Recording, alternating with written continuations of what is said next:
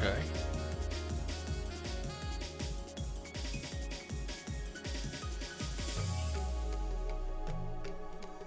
Oh, hello, little mate. Yes, re to you as well, good sir.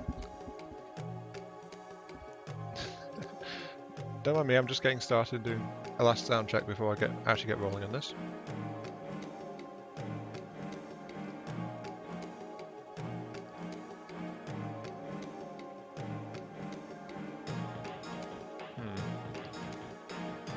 I think we're good. Yep, okay, that's it. Yep, we're good. Right. Yes, hello and welcome to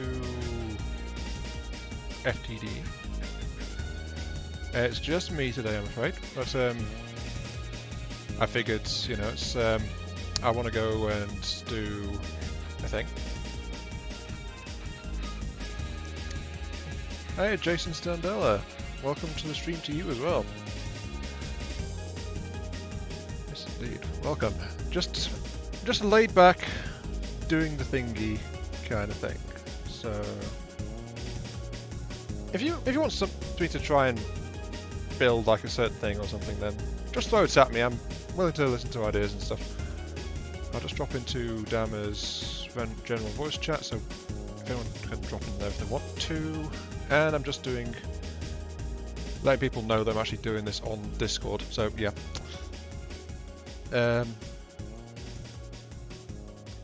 Same idea of building stuff. Don't know what build bits its best damage deal I've made. Well, that's one of the joys of FTD. It lets you just build randomly, doesn't it? Like just randomly build stuff. Oh, hello, Brick. Hey. How you doing? Great. Apparently, I haven't died in adventure mode. Well, that's always good. Yeah. I'll do that. Though I'm already saving like a madman, so. Okay. Are you still trying to build a ramming craft? I didn't in the first place, but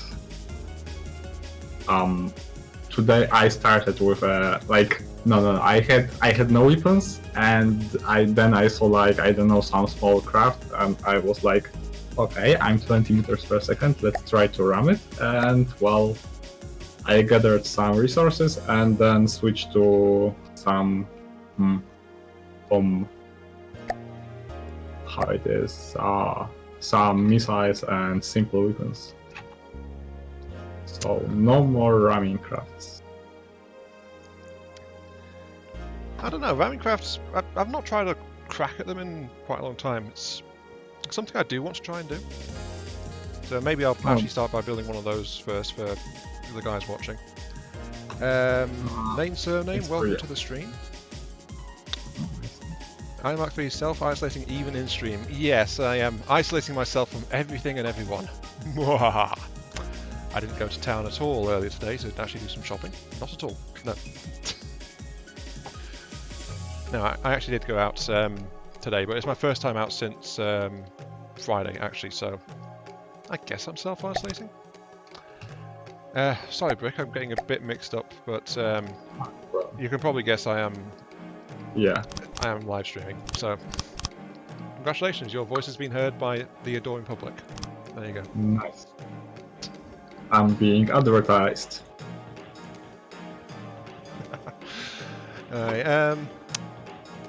Jason says it's a little easy to watch this working from home now. By any chance, am I on the dev test? The prefab APS turrets are terrible. I can say I'm not on the dev test. I've not really poked around there much. But Existence has been keeping people on Dammer's Discord informed about the state of the dev tests. And I've seen those APS guns, and I agree. They are horrendous. Very much so. I must admit. Though I actually think they serve a purpose which I like for the prefab guns, which is they're terrible, but they make you think. Would you agree with that assessment, Rick? I haven't tried them yet, but I guessing what you mean, and Well, probably yes. Yeah. Well, as all starter weapons, I guess. True. I think it's You like it might give people ideas. But Yeah. that's what I think a prefab should do. Get people thinking, Yes, but yes. not give them the solution on a silver platter. You shouldn't rely on them, but you can try. Well, they give you a place to start with. Yeah, that's what I'm thinking. Well, it's a nice addition to the game.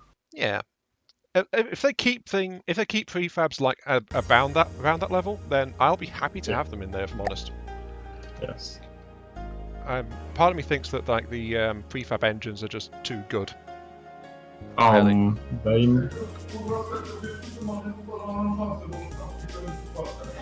I hear voices in the background. Yep, that's my dad. Brad, give me a second. No worries. Hiya, Dama. Yeah, guys, I'm afraid even here I'm not isolated from Dama. So, yeah, it's just yesterday we were both suffering from insomnia and we were both sleepy, so that's why there was nothing yesterday. But that said, we did do some recording of Avorion, so that is something we've been working on off and on for a bit. A 2-player run on Avorion, so it'll turn up soon, TM, or something like that. It's everything. It's going okay so far. We've reached down here at this point, so yeah, we're part way through. Mean says, why not build a harpoon devourer? Harpoon the enemy and devour it.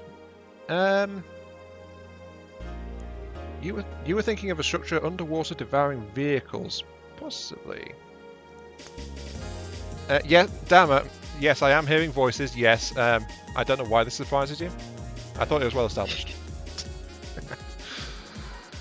But yeah, I think I'll actually do what Mean says because I've been watching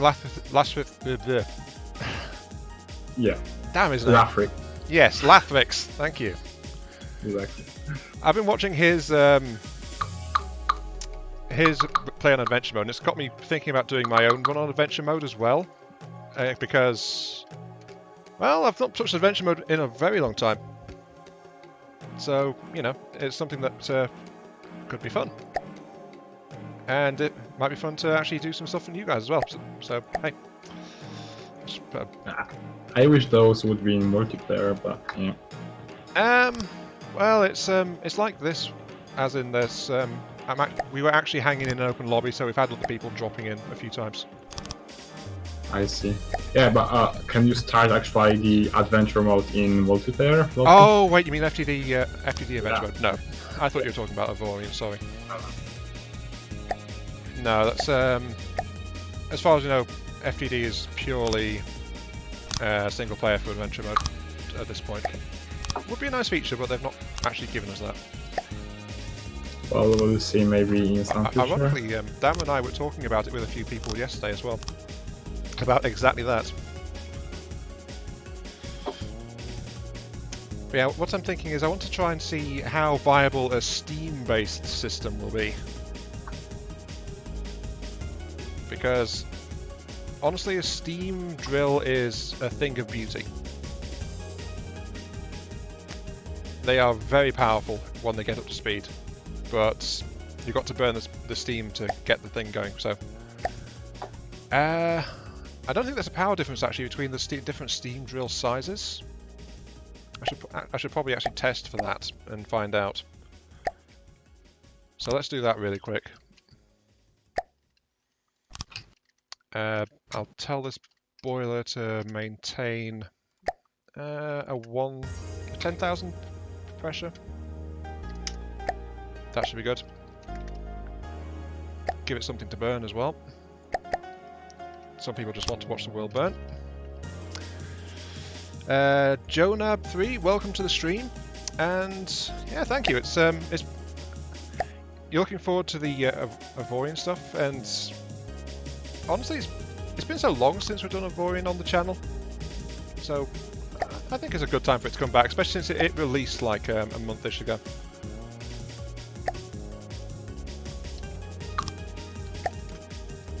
In fact, that's what prompted me and Dama to actually go and do it in the first place, because wait for the stable release, hit 1.0. Is this thing boiling? It is actually boiling. But oh, I know what it is. It's because of they haven't fixed these big boilers, of course. Only one output allowed, so the other one is counting as being open, so it's venting.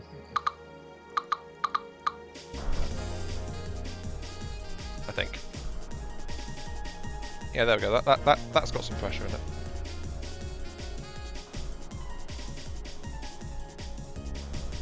Wait, is that what? Yep, that's working. Okay.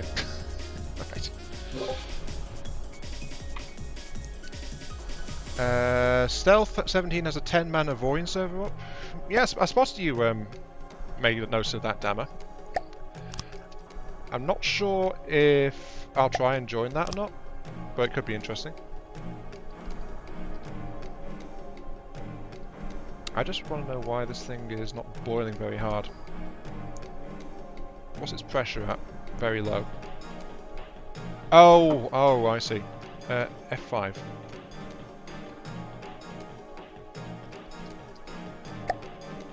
Don't know why this isn't working, but it should be giving it resources.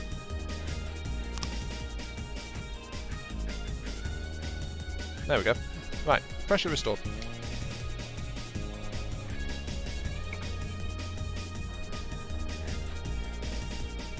Those huge connections will be fixed in the next update. Good. Thank you, Existence, and welcome to the stream as well.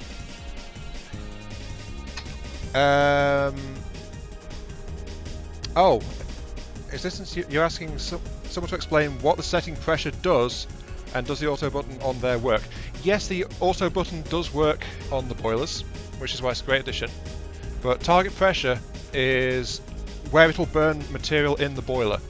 So the boiler will constantly burn until it hits that pressure, and then as you can see here, it's fluctuating because it's only burning enough to maintain that pressure. So it's great for regulating how much power you actually want to be going to a steam engine system. As a rule of thumb though, the boiler pressure is generally about double what goes into a steam pipe for a turbine system, though this one is acting a bit oddly to what I'm familiar with, as you can see. It's only got 730 odd. But let's have a look. This thing is 7,527 damage with an AP rating of 31. That's pretty good, actually. Not bad at all. Now I just need to remove it.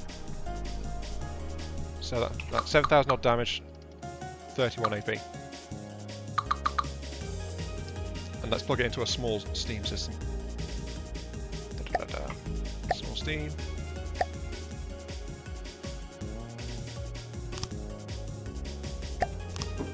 Rank. Shafts. Then drill head. Use a single piston. La-di-da-da.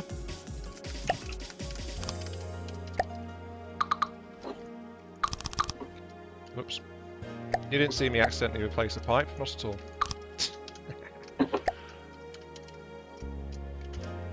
Everything else is on the camera. I always do everything perfectly, yeah. Okay. Small system will spin up much faster by default, but stores less power. But it's a... Ooh!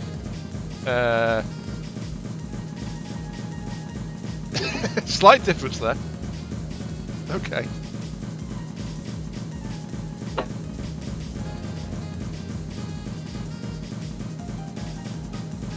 Name, surname. You say avoiding scaling bothers you, but all weapons are the same in size regardless of actual power. Not true, actually. Weapons actually do get bigger in terms of when they get more powerful. So as you get to later material levels, you do get weapons which have higher slot counts just because they're stronger. And then sometimes you'll get weapons randomly which are bigger still and more powerful still. So, you know. There are some things that aren't quite relative there. But that said though, remember that a steam engine at this output, still maintaining 10,000, is sped up much faster, and the small drill is with the same pressure running at 36,000 damage with an AP value of 150. So I think right now, instead of steam drills, small is the way to go. Oops, and I broke the piston. Don't mind me. Okay. So I guess if we're going to make a missile ram ship, we want to start with the all-important connection point. Steam drills. Yeah, Jason. Steam drills. Very powerful things, but I've not really had much chance to use them because I've not really done much in terms of collision-based vehicles. I think it's this way, isn't it? Steam engines. But that was a very reasonable boiler powering into a very small system, and it was doing stupid amounts of damage. So I think we can get away with having a nice big drill face on the front of this thing. At least that's the general idea. Though the problem is, of course, we've got to split it all up because the game is very, very friendly to people like that.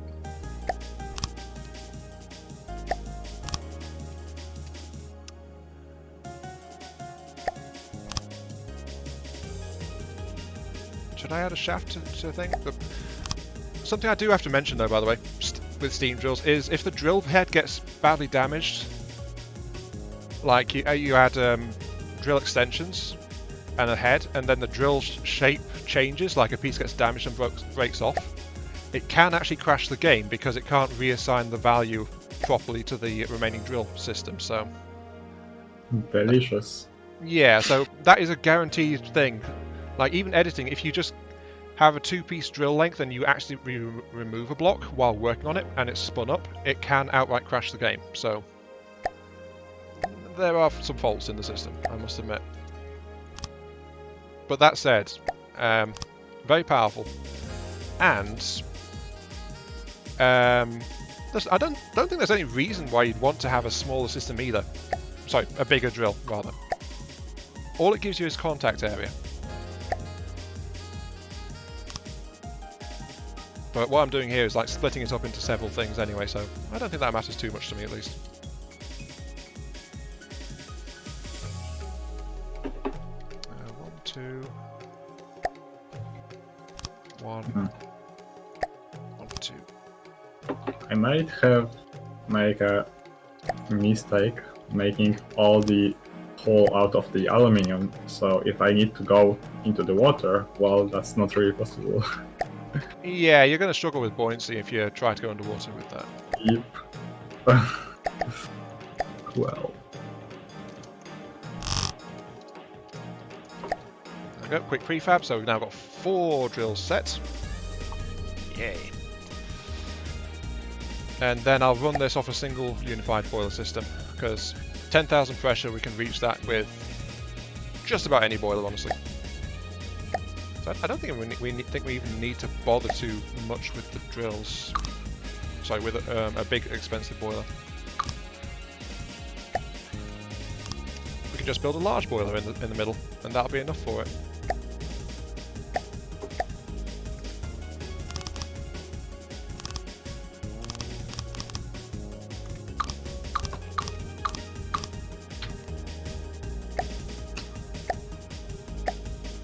Or we could build a bank of 3 large boilers or something. I don't know.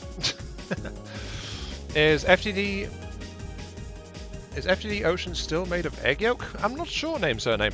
Apparently they changed it a while back, but I've never really noticed much difference, if I'm entirely honest.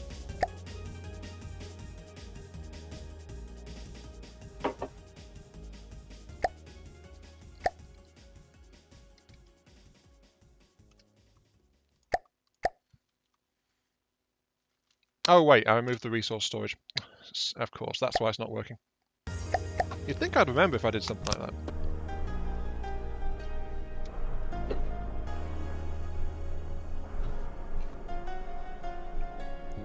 Now let's see, among other things, control chair back here. Great. I can actually cut off the back of the ship quite handily. I don't need any of it.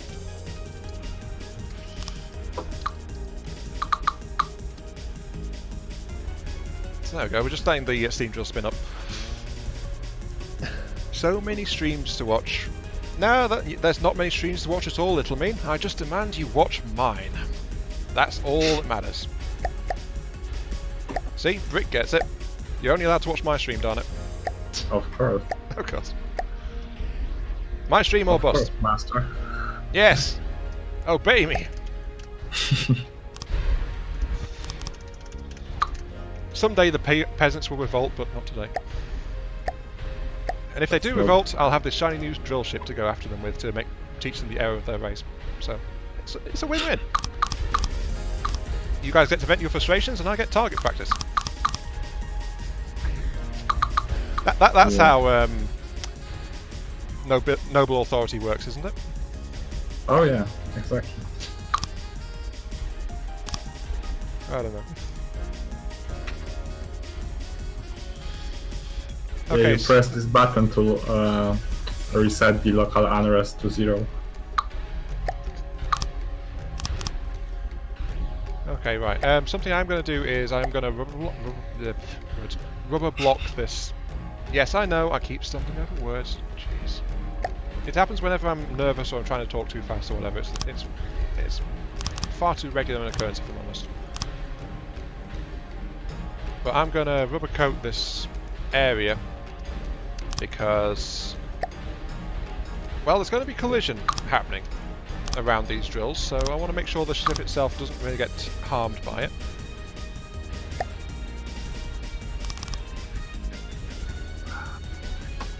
This will of course affect dynamics of the craft just a teensy bit, so there is that. Jason says, got to admit they are admitting that they're adding some interesting stuff in the last few updates. Yeah, I'll give you that one. I can't say I've noticed that much, really, but I think that's because I've not been that active overall in FTD for a bit, because, well, I'm never quite sure what's changing, if I'm honest. And we all know that Dammer's a bit sick and tired of it, so...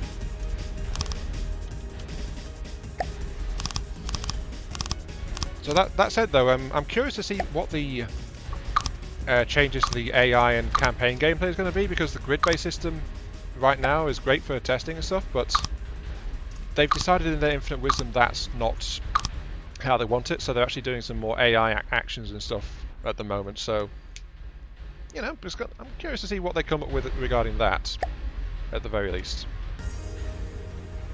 Then there's new ammo system and all that stuff as well coming in, which is also going to be quote-unquote fun. Maybe. Maybe. Well, that's just it. I've not got my hands on the system to go monkeying around in it, so I don't know what it is. But what I said way back when I did the roundtable on the official Discord still holds true. I don't know if it's a change that the game needs, but I am looking forward to getting my claws on a new system to muck around with and making massive overcomplicated machinery out of. So, silver lining, or something. Let's see.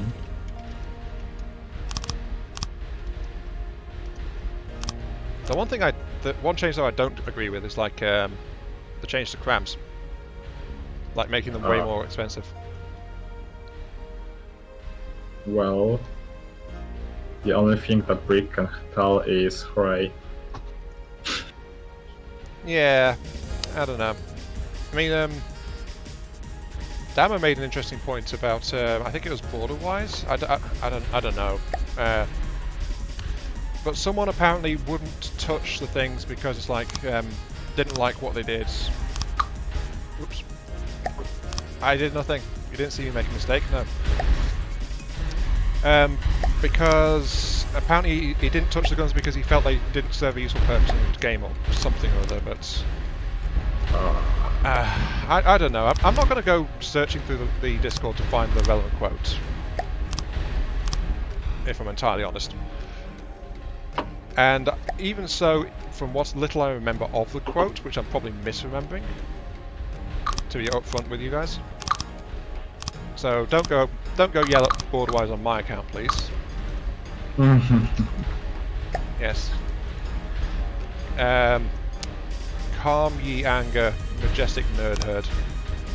Keyboard warriors, your assistance is not yet required, or something.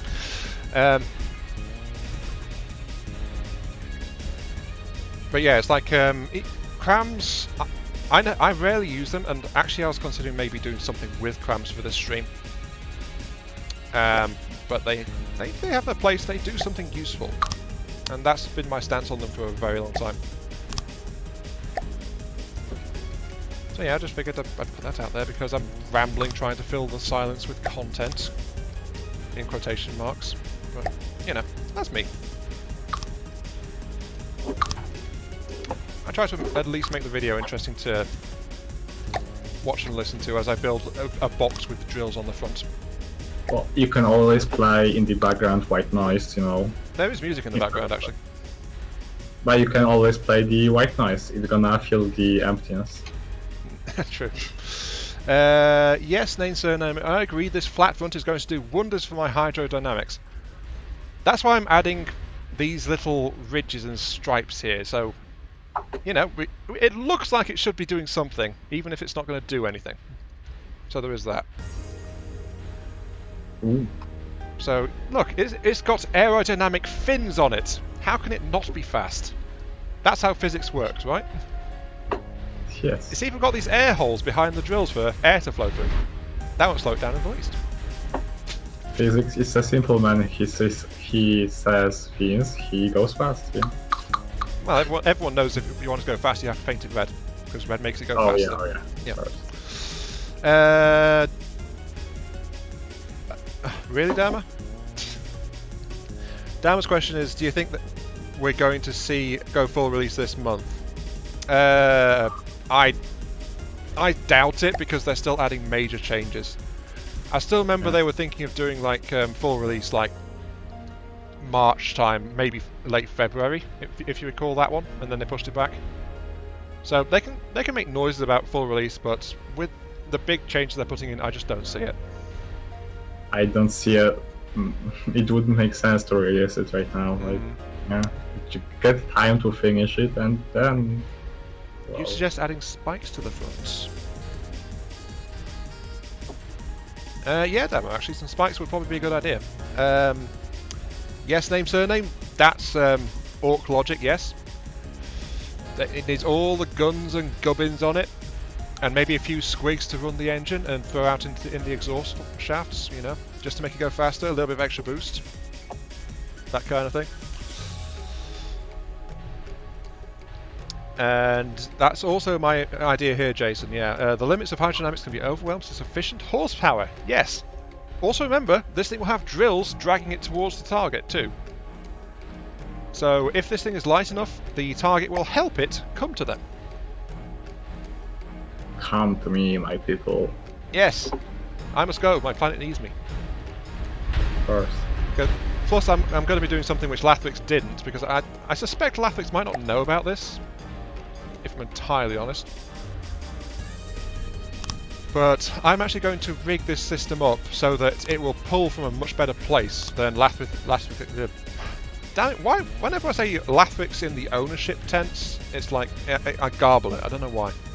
Lathrix is. There we go. I just can't say it quickly. Lathrix, he built his harpoon system in the earlier parts, because I've not watched later ones.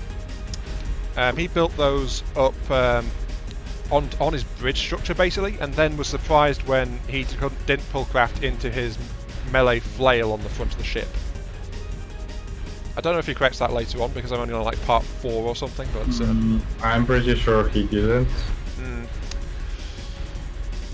But yeah, what I'm going to do is, I'm actually going to build the missile system out to the front, because the winches is where it all connects after all. Yeah. In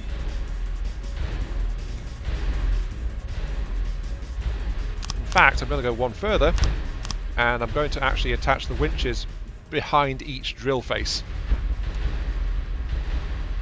But I admit, Driven. I admit the bit where Lathric's got a Steel Talons jet to crash land on his deck was funny. So I'll give him that one. Yeah. So I got 4 winch points behind the drills. Okay. How much power do I want to feed? I can't set that because I've not got a missile system in place yet. Let's build the connections actually around here, around the outer edge rather than towards the middle. There we go. Right.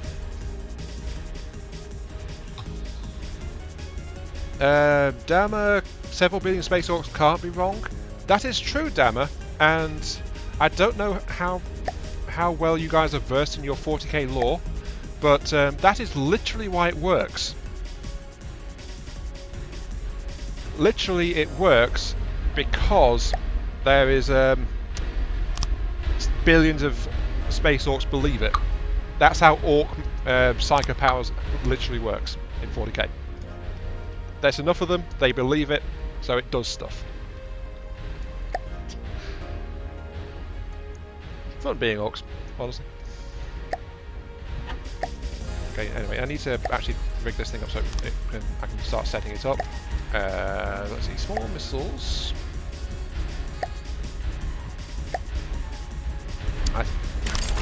Will a 2-length be worth it, or maybe I'll need bigger? Bigger. I'm not doing damage here, remember, this is a harpoon. Bigger. Actually, can small missiles have winch? Small missiles can be attached to winches, they can carry all the harpoon equipment. It's just not worth as much, I don't think, as a bigger missile. Like, you get 150 meters of cable per harpoon piece, but you can get a lot of missiles out, and you only need a couple of them to connect to attach the harpoons. So that's my idea here.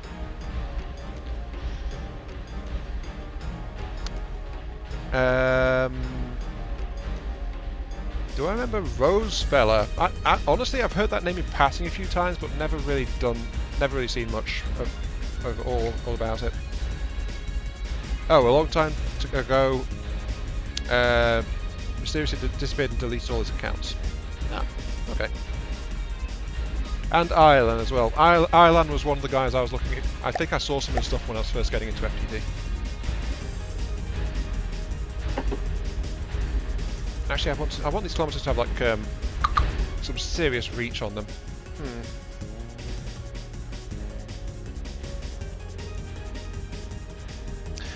I don't know why Rosefall deleted his account, if I'm entirely honest. I mean, I guess he maybe didn't care about preserving it or something.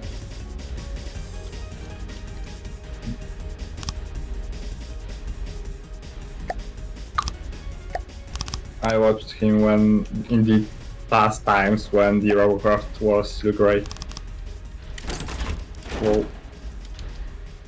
Okay, let's see.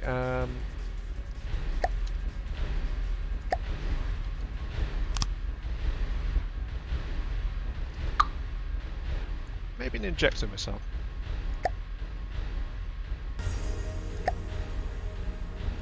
Turning thruster, fins, fuel. Actually, a target prediction is pretty important for this, so yeah. And then the rest, we'll see how much harpoon length we can fit onto this thing. So we'll need extra fuel as well because we've got some serious boosters in terms of turning thrust. Maybe only one turning thrust is needed because it's not that big.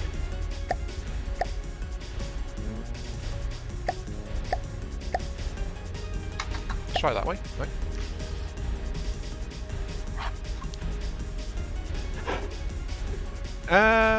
I don't. Maybe Rosefall saw the writing on the wall. I don't think I agree with that, Damon, because we don't know exactly when Rosefall stopped.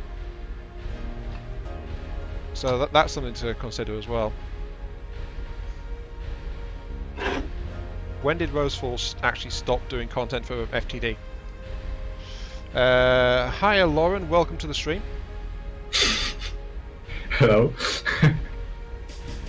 Yep, yeah, that's Brick in chat for those guys who don't know that yet. Harpoon length. Harpoon cable, 1,950 meters. Do you think that's enough? 150 meters. It's almost 2 kilometer length on the harpoon cables. Oh, okay. No, that's plenty, I guess. But you could go up to 3 kilometers, I guess. Nah, 2 kilometers is probably fine, I think. What thrust time do you have on those? That's why I'm just tuning now. I'm going to do a delayed ignition. What's its turn rate? With the turning thrusters, it turns at 90 degrees per second, so a 1.2 seconds. No, not that's ramp time. I want start delay. Whoops, 1.2. Actually, you could make 2 different rockets, one for agile targets and one for bigger targets. Actually, that won't affect harpoon strength. Yeah, I know, but like one, it's easier when you have 2 different type of rockets, one against agile targets and one against or at least not so fast ones. I don't know. These missiles are actually pretty cheap. I mean, they're only like 100 ammo each. Oh, I see. Okay, then. That's one of the advantages of using small missiles for this. You can attach a lot of cables potentially.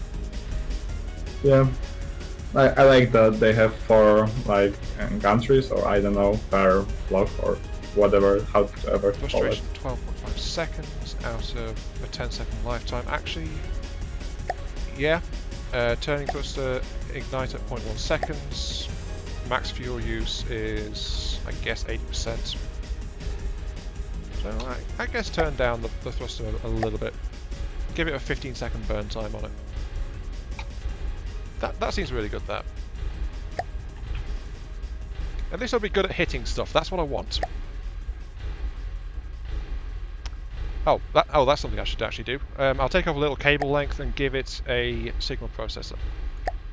Just in case. And I'll change the reinforcement for flat-out fuel. There we go. That should be a decent harpoon, I think.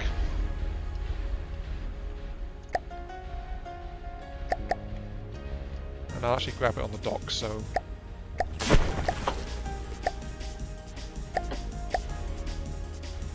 On Dama dock? No, just on my docking post. I actually had it caps locked until now because I wanted to build it big enough to not have it auto-destruct.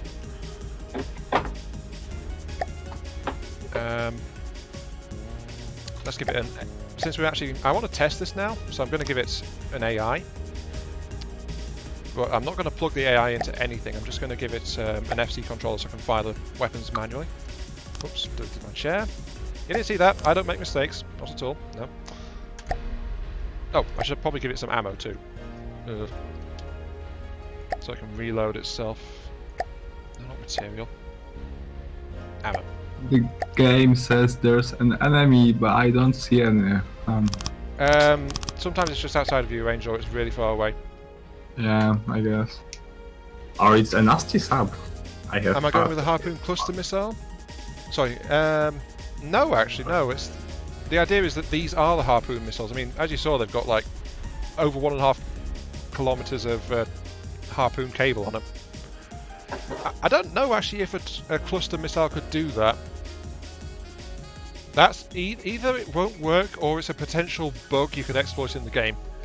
If you have the sub-munitions only have really short harpoon cables, and then it doesn't care because it counts it as from when it's launched on the missile itself. I don't know how it calculates it.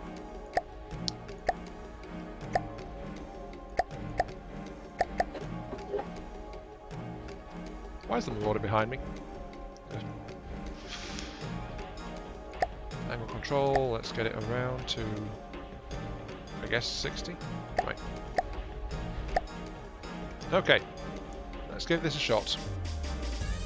Oh, no. Oh wait, it's because I've got binoculars equipped by default. I wish it wouldn't do that, honestly.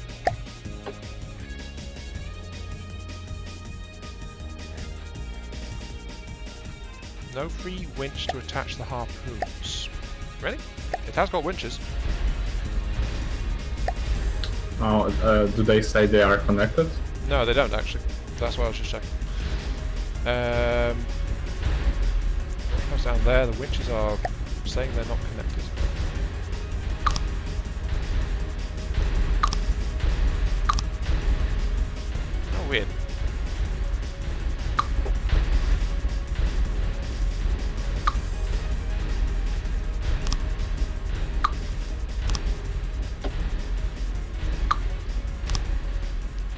this is a new one. I've never seen this. Does it need to be... Does it need to be on the launcher? Oh, it does! Oh! Whoops. Okay. Huh. I'd forgotten that. Well.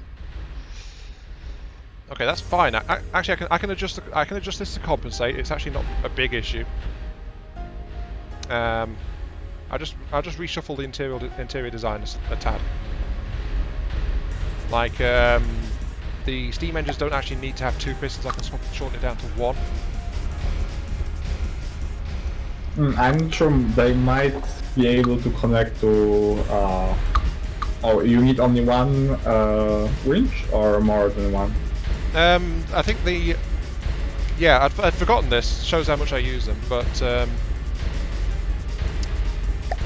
Right. Every missile that connects can give a link, but I'd forgotten that the winches have to be directly connected to the launcher. And then the launcher Yeah, but is responsible. do they have limited amount of cable or not?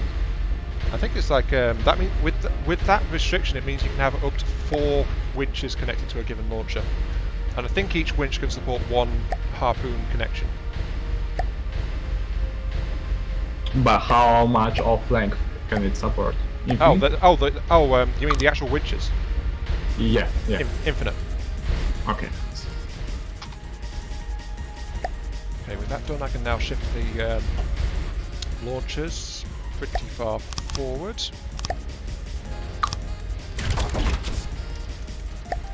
And I'll just install them up. Actually, I want them up 1 over there. Don't mind me, I'm not randomly deleting stuff. No.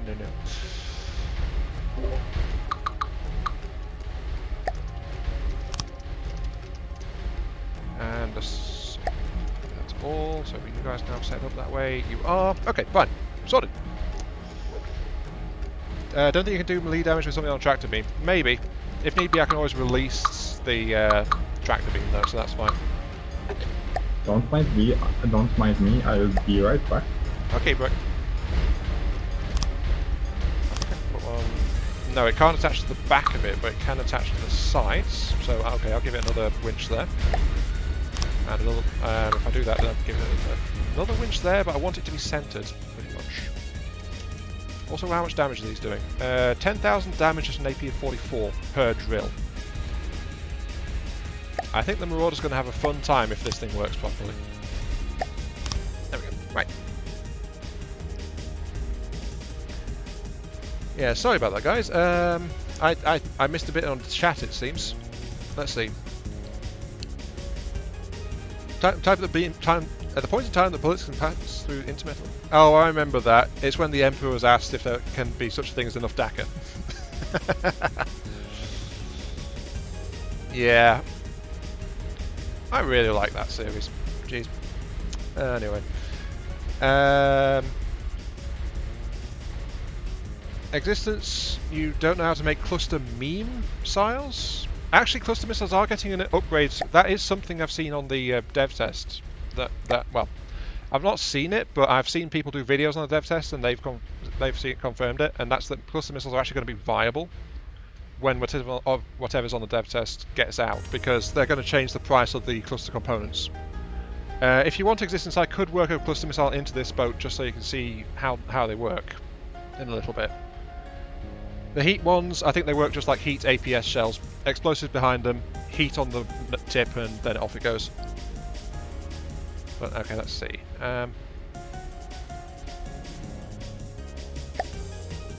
I need to put in something. Oh. Yep, there's the drag. Plenty of that. I should have put in a stagger fire, but hey, this thing is very much in testing. But you can see it's tilting because of where the launchers are attached to it, so that's where the drag is coming from. Maybe a centralized, like a dumbfire launcher in the middle here, or something, which can just help to make sure that whatever it is remains firmly skewered. Probably be a good idea. Anyway, missiles. I will add the stagger and the IFF to it. But right now the thing is not being dragged because the winches are set too low, so I need to increase the power. And yeah, I think that a cluster missile with winches and the submunitions, it does need enough cable because it actually checks how long the cable is. Desired range is not 500 meters, it is 0. So pull it, please. Though actually, I forgot about the desired range as well. So, yeah.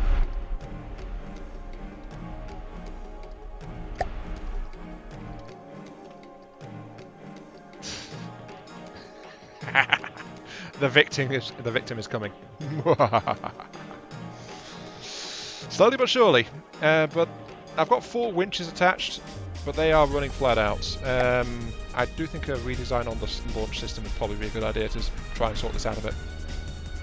Maybe make multi-purpose missiles fired from the middle at the front, so they can go after any kind of target. That would mean remote guided, I think, so they can function as torpedoes too. Anyway, let's actually release the dock, I suppose.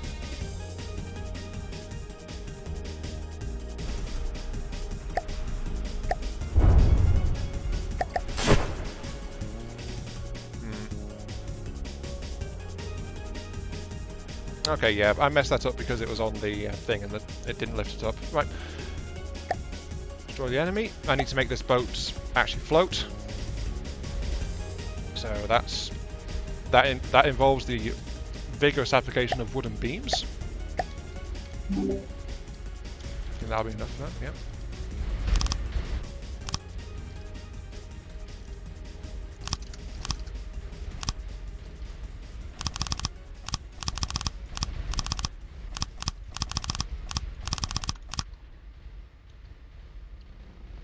It is front heavy, but that is how it is.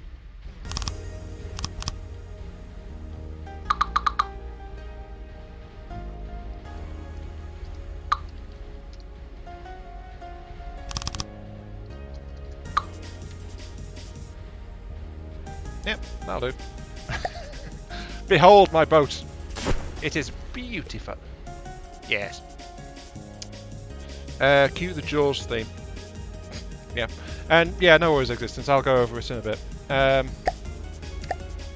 Let's get another Marauder in here, because of course. And that's actually at a much better distance for some reason.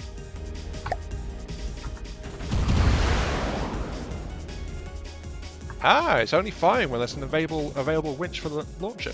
That means that having extra missiles in the thing. Oops. Yeah, we need to relocate those winches. Right. This is one of the issues. The winches are off position because of where they're attached, so it's messing with things a little bit. Oh dear. You are a pitch PID, and you have control of a big jet. No, not a... What even is that? There we go. Yep, that helps.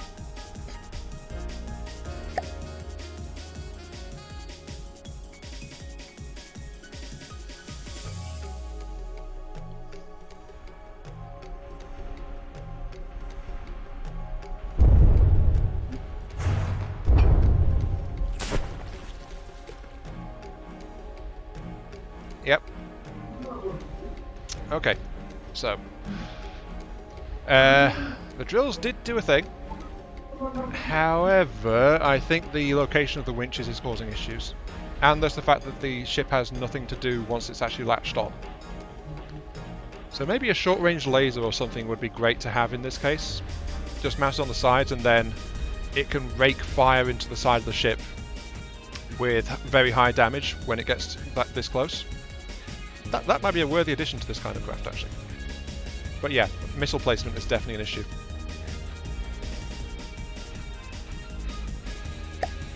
I almost did destroy all vehicles.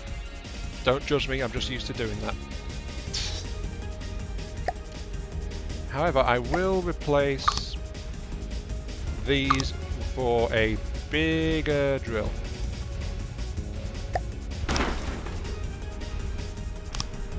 And apparently that was easier. That caused the pressure difference because I heard a piston break. Okay.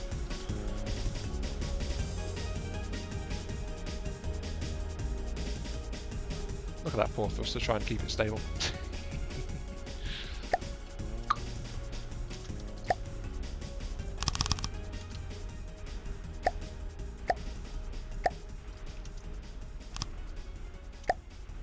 There we go.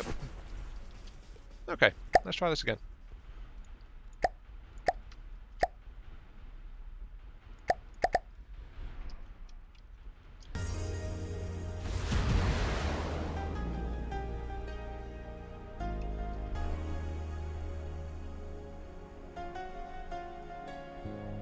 Yep, I think we got this bit working at least. It's not... Oh look, a cable actually broke, so it immediately relaunched a missile because there was one waiting in the launcher.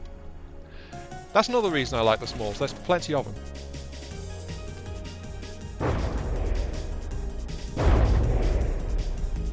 But yeah, once again it gets here and then it gets stuck. Okay.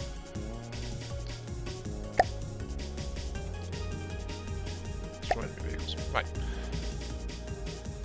So then, let's activate the tractor and get the craft back here because it needs some major tuning. I think cluster missile. This might be...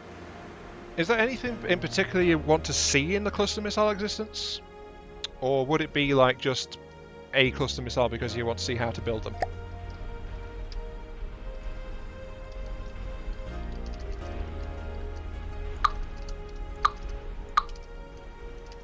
And by the way, I'm not talking about a cluster missile harpoon system because that wouldn't really be of much use.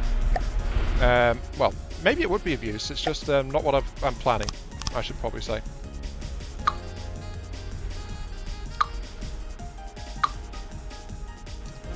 And I'm thinking maybe move the entire steam system back a bit so that we can put the missile launcher dead center in the front.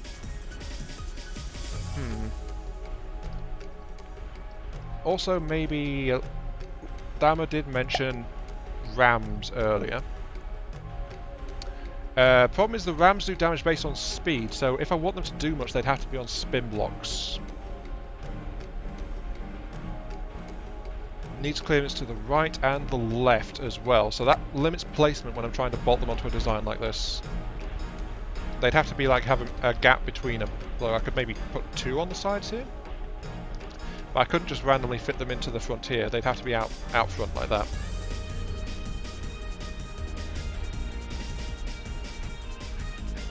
No clue how they work, and just saw people make small missiles follow large missiles. Well, one thing about cluster missiles is you can fit any size of missile into a missile the same size or bigger. So a large could carry a large, I think. Hang on. Am I misremembering again? I actually want to check now. But yeah, the most common thing is like smalls into mediums or larges, but just because you can get a whole load of stuff into it. What we need though is a missile controller. Let's see. Large to large, medium, small, or medium to medium/small. So yeah, we can manually set the size difference for what it's meant to carry.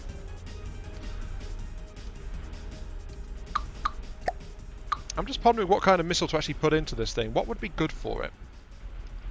You know?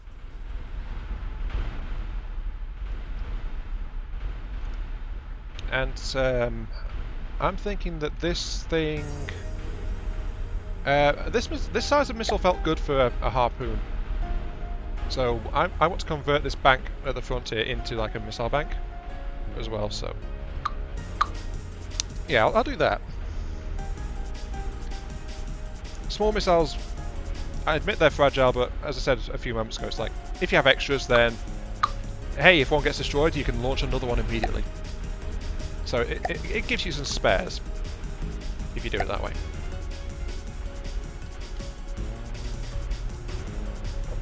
Oh wait, this is also only maintaining pressure at 10k as well. Okay. Yeah, let it wind down. Scrap out the missile launchers. Don't need that particular missile system anymore. And I'll work something else out for the steam system. Yeah. What I'm thinking though is like maybe a fast tracking cluster missile would be good. Like a heavier missile for big targets, but it also launches fast tracking missiles if it gets close, so that will help against anything that's small and agile. At least that's the way I've built cluster missiles when I've been messing around with them. Just like give them some versatility. Though the other way is I've used them to saturate bomb a target on the way in to weaken enemy armor, and then the main payload comes through on the bigger missile. So that's another approach that is one I found quite viable for them. The only issue is, of course, the cost. But as I said, that's going to be fixed. So.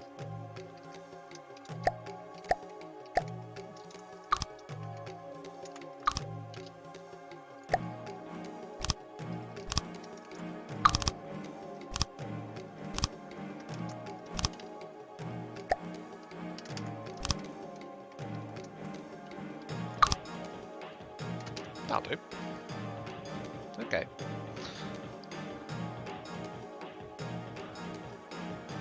Now for the missile system itself, again this is going to be the harpoon missile system. We settled on a 4 length, wasn't it? Yeah, 4 length. So just do like that. There's going to be some extras in this, so it might not be quite as potent as the original one, but I'm fine with that. The original one had excess capability anyway. Hiya Clint, welcome to the stream. Welcome, welcome. Two add-ons. Connects. And there's the steam system. I think I'll hook that up at the bottom here.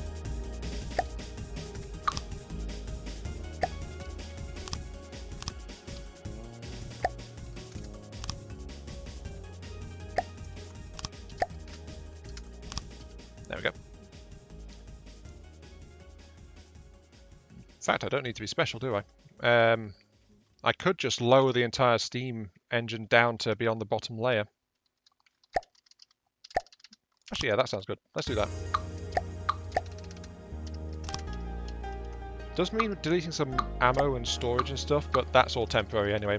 I'm still in the muck around phase on this thing. Delete, delete, delete. Relocated. Delete.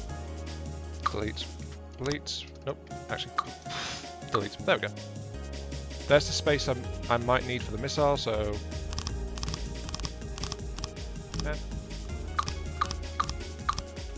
5. Steam controller.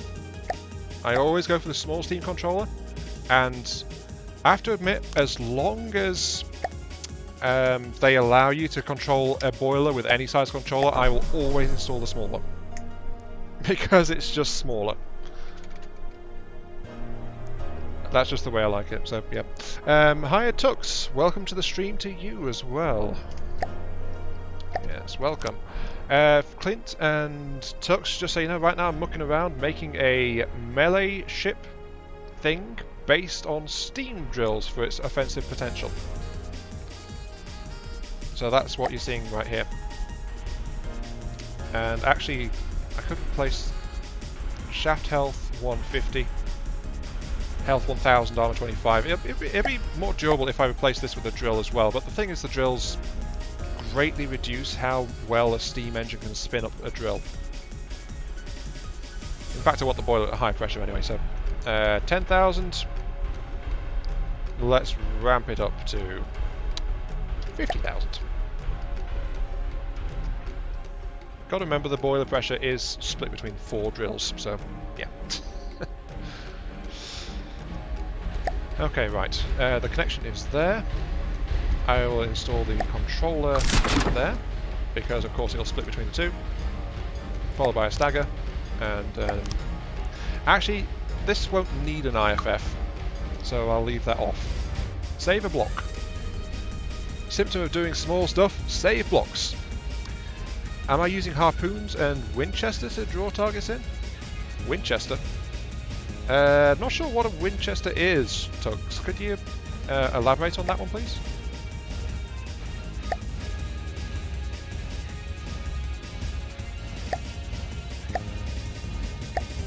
Fins, harpoon, bunch of cable. Already got a kilometre's worth of cable in there. Give it a bit more, sure. Right, at the back it has to be the prop. No, wait, no. Thruster and then secondary prop? That's it.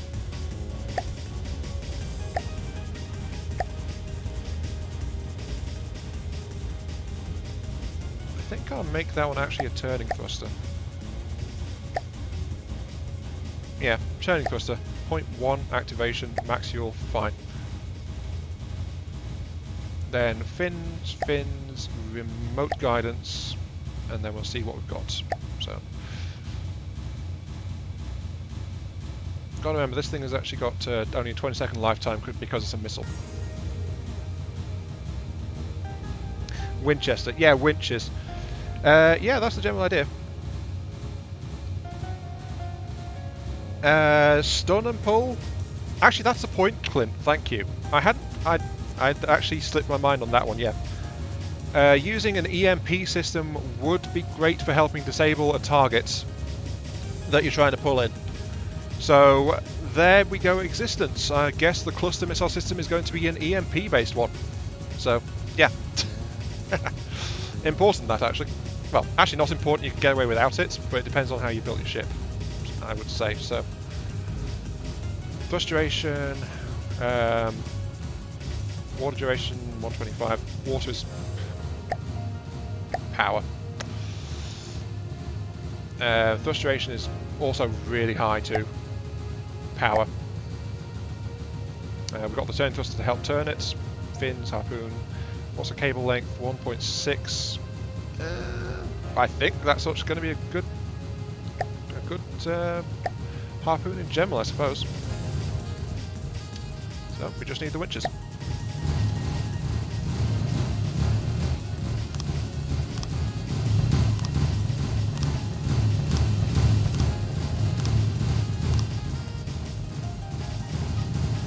And I can actually get away with 3 winches on each side, because I can just flip them around on the inside here. So 3 winches per launcher, which gives each launcher a 4th missile spare in case it needs to fire again. That might be too much though, might be overkill, but yeah.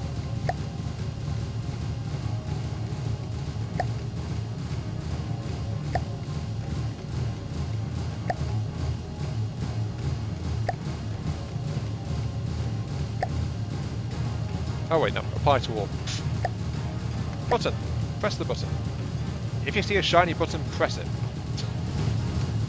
Yep, that's much better. Okay. I guess the other thing I should do is, like, release after an amount of time. 100 seconds, maybe 50. Maybe if it lasts 30 seconds. Sorry, 50. 50. Let's try 50.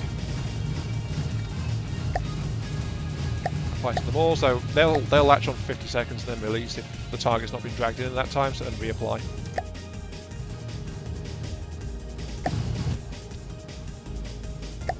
Control, FCS. There we go. Got extra power, extra size drills, so 107 AP and 25,000 damage per missile. Seems good. Add EMP to the harpoon. Would that work, actually? Yeah, that's actually worth checking. I mean, does it count as an impact and actually trigger any warheads? That's what I'm wondering about. So I'll replace a fuel tank with an EMP missile warhead, just in case, and we'll see if that actually works.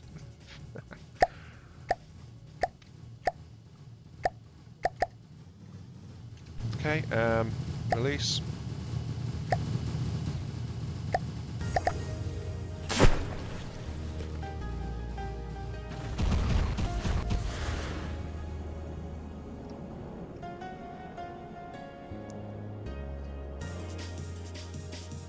Yep, more vigorous pulling confirmed. Off you go. Maybe I should reduce the fire on the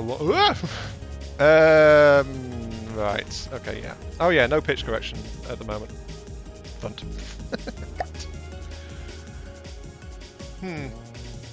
I think my vehicle might be a bit too light at the moment for the sheer winch power I put into it.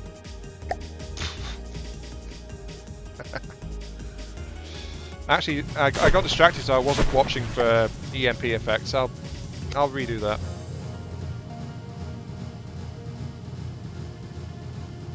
The other streamer that will not be named is using it. Okay. If it's good enough for someone else, then I'm willing to at least give it a poke and maybe consider it. And then, if I do like it, I'll take it out back with a cattle prod and steal the idea for my very own, and claim all credit for it, because that's how I roll. I mean, that is how I do things, isn't it? I don't know, I forget sometimes. Okay, let's see. That's extra weight to help out with the balance issue. I will remove the interior winches, like that. I'll also increase the rate of fire from 0.1 to 0.25.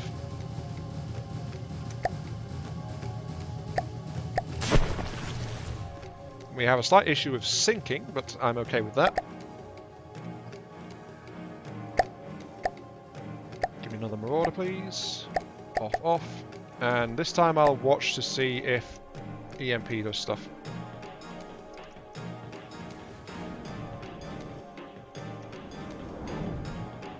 Yep, EMP damage. Come here, juicy marauder. And this time we're actually doing a lot better, but actually we're rolling over.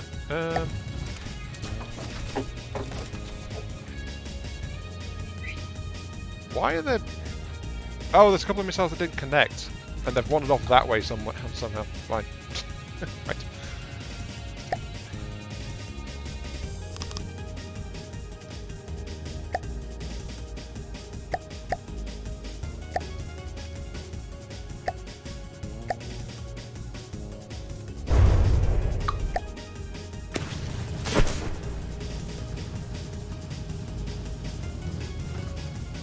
And again, the same issue of things getting stuck.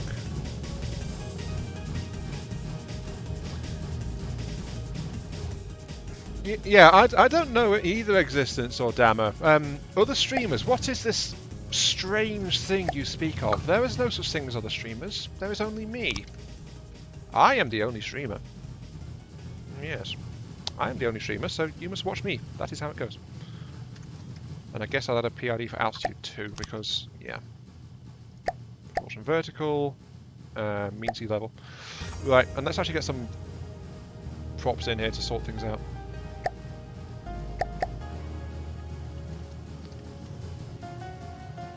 I have a feeling that small steam props is... Sorry, steam props?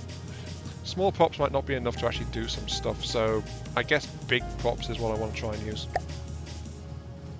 Because this thing is going to get yanked around quite a bit as it gets dragged into places. Okay, you are a vert. Yes. You are a pitch. Yes. I want the roll, I guess, to be kind of aggressive. So that's about the midships. So there.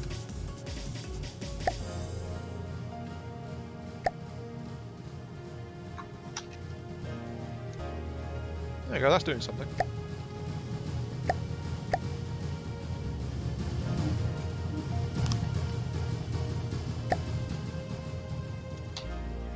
Admittedly, this craft is not efficient in any way, shape or form, but it's not really meant to be, is it?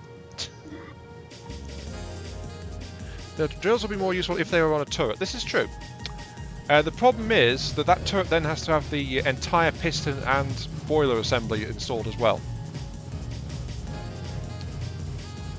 So, yeah, unfortunately it's a bit of an issue in terms of getting Steam to work effectively on a on a turret-based setup. It's definitely possible, and I've actually been toying with actually doing that, like an outright aggressive drill arm ship kind of thing. But it's not really... It's something that struggles to be viable, I think. Okay, you guys, you are forward and also your right. And you are also your left. So that should allow it to function. Let's see. Here's a circle. Go do stuff, please. You are a ship.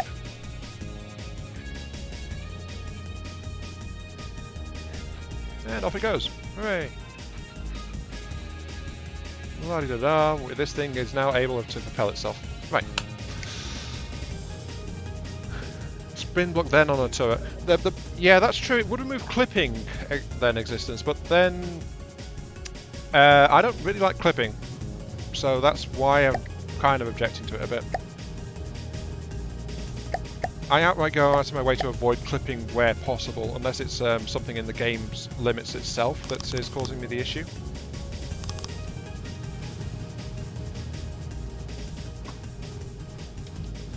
So I don't know. Right, let's see. Missiles.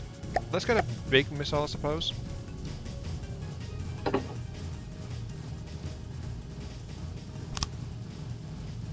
Yeah, I guess a big missile system. Again, this is not like I'm trying to be efficient at all.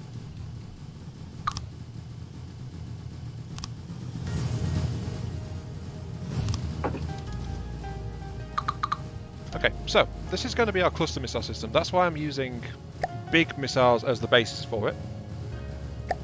I'm going to install the gantry pieces here, and then I guess the top side is going to be the hatches. Oh no, that goes on top. Right. Hatches, that's all not connected, so... Oh wait, no, it doesn't have a controller. Of course it's not connected. Whoops.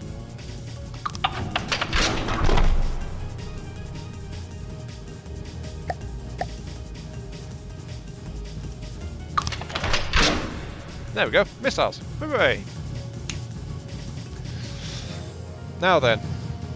Actually, I've just realised that these missiles are going to be too short to do much with as far as the cluster system is concerned, so I need to make them longer. Sorry about that, give me a second. Oh dear. Because one of the things with the cluster missile system is it's going to be a bit on the bulky sides for the main missile, because you've got the main missile and then you're adding other stuff to that main missile, which is going to be carrying the rest of the stuff. So, yeah. Let's see, how much space do we even have? For a basic missile, we need the thrust, we need the fuel, we need a steering, and we need a guidance. That's 4, plus 1 is 5. Okay, sure, that actually works okay. Active radar, fin, fuel, and then I guess this is going to be a pure cluster container, so it's just going to have a cluster controller. So this is your first block of existence, a cluster controller. You start off with that, and it houses the control system for your cluster missile. So it gives you these controls here, like distance from the target, where it starts to launch stuff. This is where it will launch if the target starts to pull away from it. Then there's also how long into the flight it'll be before it tries to launch automatically. If you want to stagger how quickly it'll drop missiles, then you can set the drop stagger. And then you can do a size lock.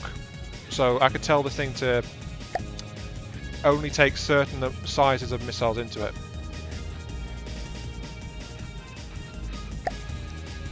So this thing can take any, then I can lock it to one size lower, 2 levels lower, or the same size only. So a medium can only carry a medium, large can carry a large, so on.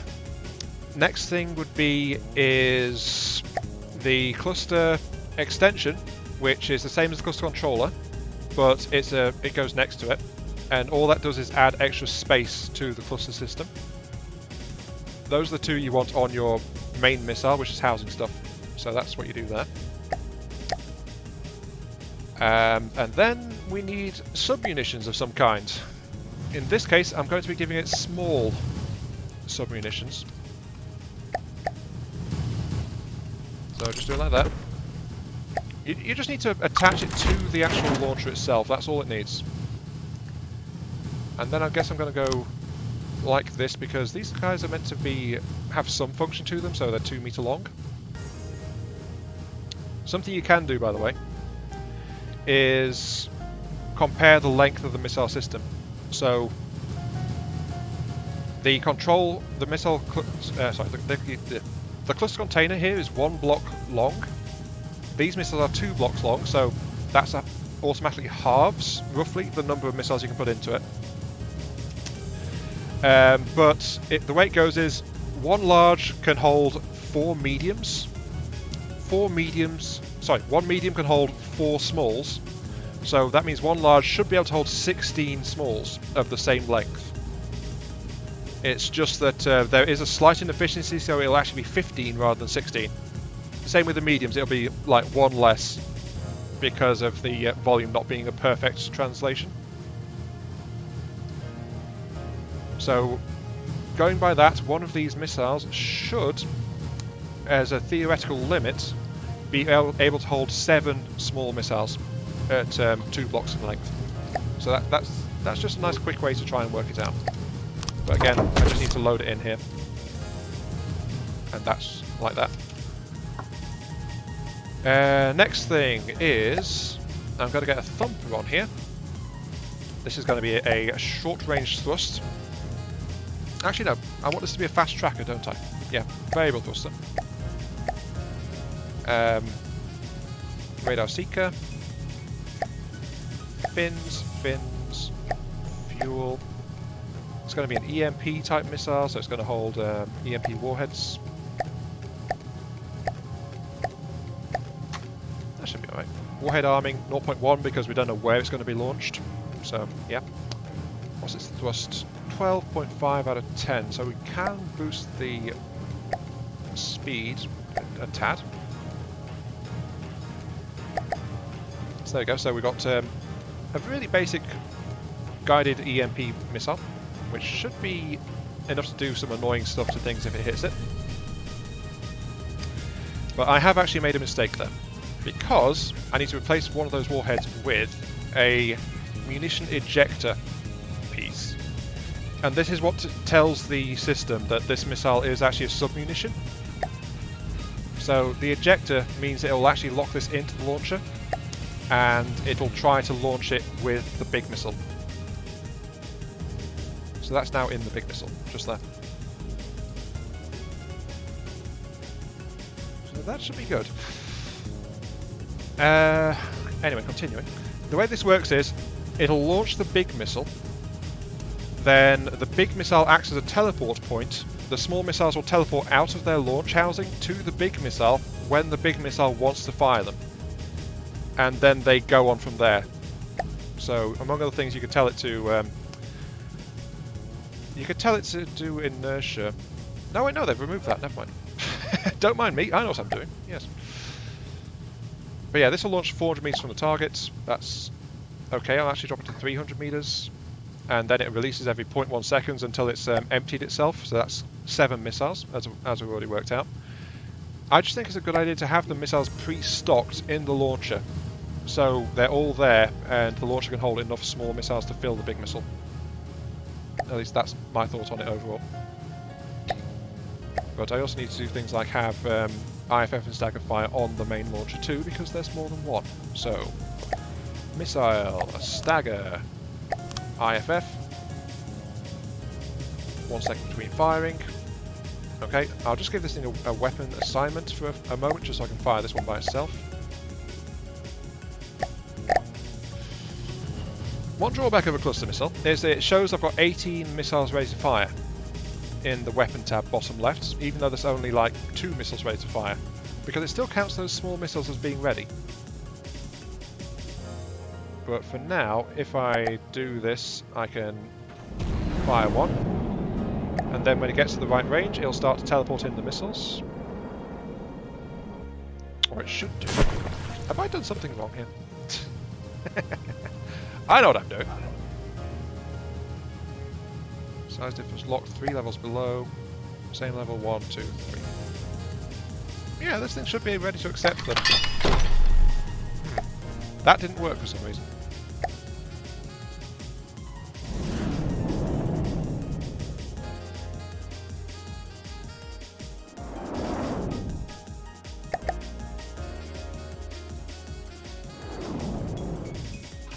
Forgive me, I don't know why that's not working, but it should be working, unless it requires an extension piece in there. But I don't know why it would do. But yeah, that does give you the basics though on a cluster missile. I just have to troubleshoot this thing to figure out why it's not working properly. Cluster launch container length 1 meter, yes. Volume, yes. I guess I'll tell it to use only like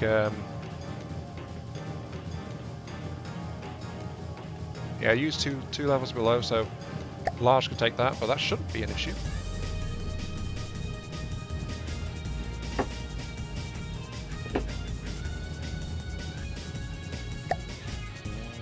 Maybe it just needs a container nowadays. It's been a while since I took a poke at them.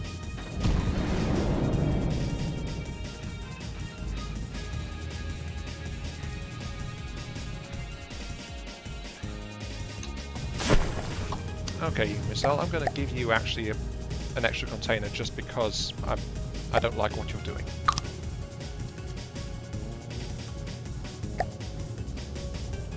Extension.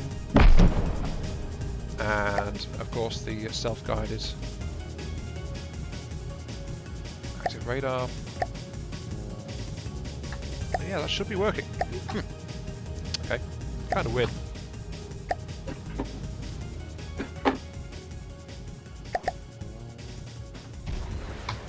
Oops. And for some reason that fired off one of the small ones.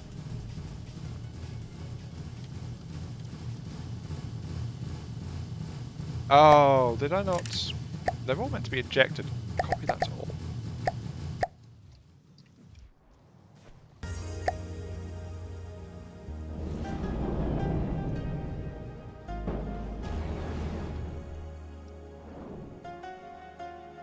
Oh, there it is. Okay, that's working now. Okay. For some reason it just wasn't working at first, but yeah, now it's going.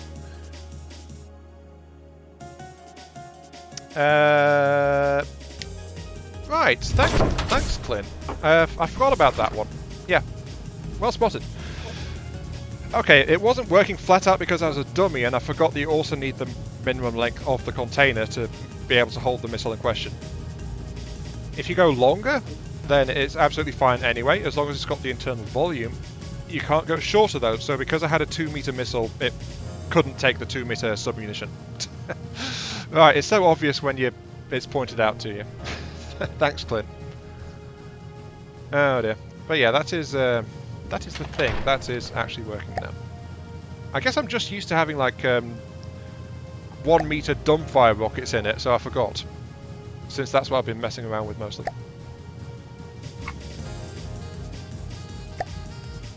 But yeah, there we go. We now have an EMP cluster missile system installed. Of some description at the very least. Though I admit I am used to firing a missile with more munitions in it.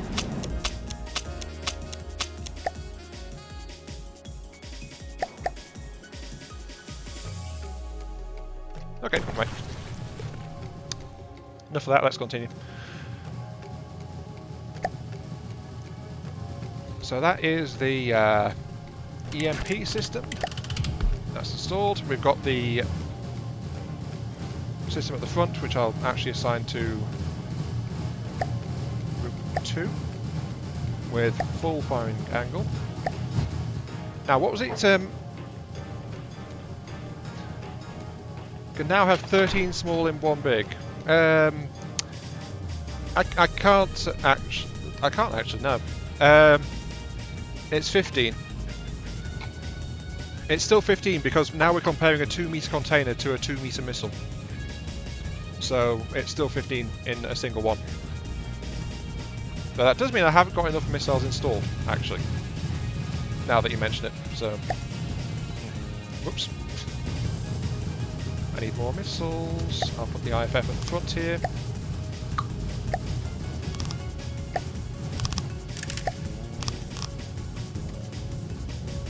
That's everything. Get some more ammo installed because big missiles are really costly. There we go. Okay.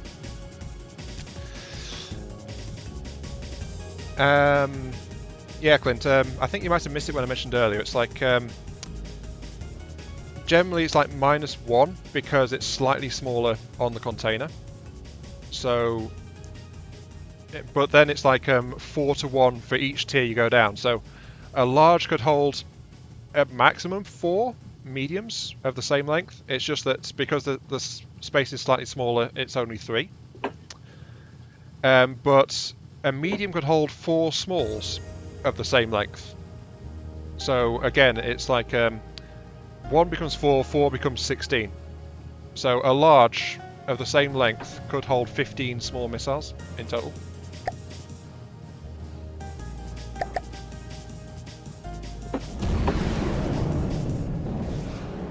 Fire both of these. Let's see how many missiles I'm left with.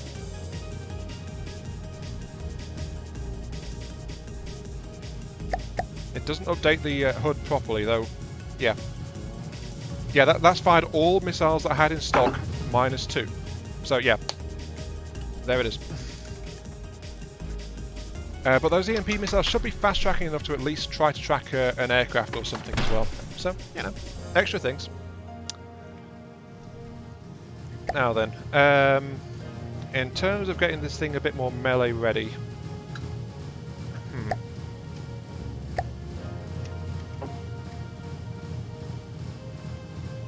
I'm a little bit uncertain, actually.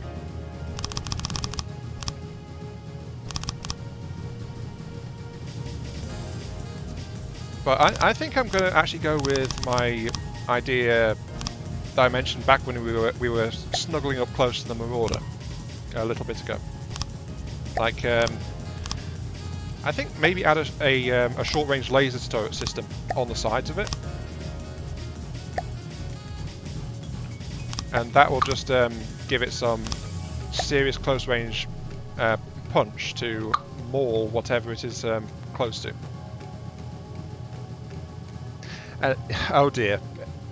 I love what you just said there, Existence. Now you know how to use these, your evil plans can start. We're all doomed now, aren't we? And it's my fault. I can't say I'm that broken up about it, to be honest. Indeed, we are. Oh, hello, voice. Who goes there? Oh. The suspicious voice that you know, actually. Oh, it's still Brick. Sorry. You moved your microphone, so it sounded different. Then again, yesterday, while I was recording a voice, I was misidentifying everyone, as Dammer can attest to, so, yeah. I don't know. I guess I'm just bad at voices? Question mark? Could be a lot worse, I suppose. Though, to be honest, you've been quiet for a while, so I think I kind of forgot you were here. Sorry about that. Yeah, I know. I tried to not disturb you from... No, I mean, you heard me. I was rambling on like a lunatic. If you want to disturb me, go ahead. I can't get more disturbed than I already am. It's happening even without my... Yes, even without your quote-unquote contribution. So, go for it. Fine.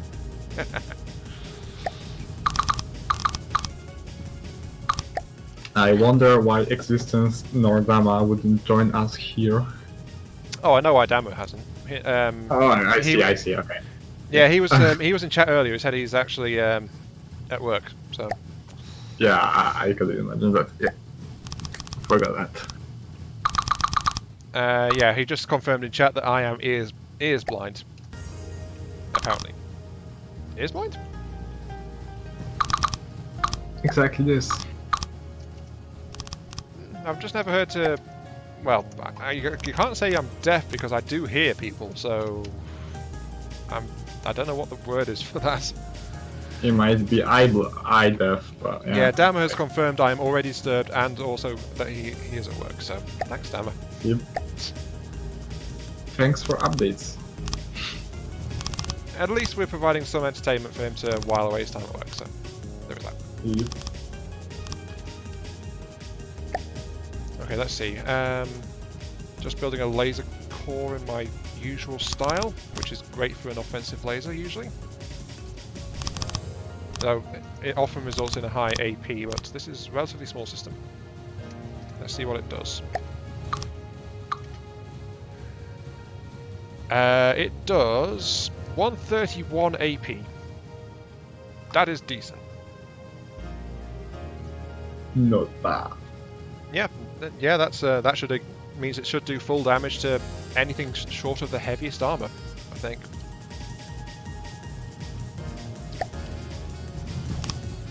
So now we just need to get a mounting system to connect it to. So transceivers. This is one of the things I don't like about the laser system, if I'm honest. It's like the transceiver block makes it a bit awkward, especially if you want to make an ultra compact laser. There are some tricks. There are some tricks, yeah, but it's like transceivers don't even have to be connected directly to a connector. Yeah, but that's something as well about the test server. They're actually fixing a lot of quote unquote bad connections. Oh no, my transceivers. So that's confirmed that it's happening to things like misconnecting recoil absorbers in APS. So Existence said earlier that they're fixing the steam connector issue for huge boilers. So I don't know if it's probably going to be fixed for lasers as well, because that is quite a well-known one. I'd be surprised if they missed it.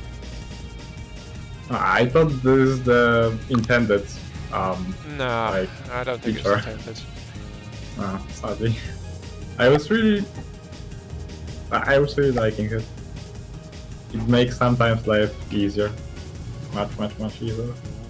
This is true, but it does bulk the system up, which is why I was complaining a moment ago just about having the transceivers installed. Okay, I haven't seen, at least I didn't know about any bugs, but okay. No, it's because it forces me to have to make the turret larger than I necessarily want to. Like, there's no way to make something smaller. I see your answer, Existence. Okay. Existence could join, but there is a massive file downloading. Fair enough.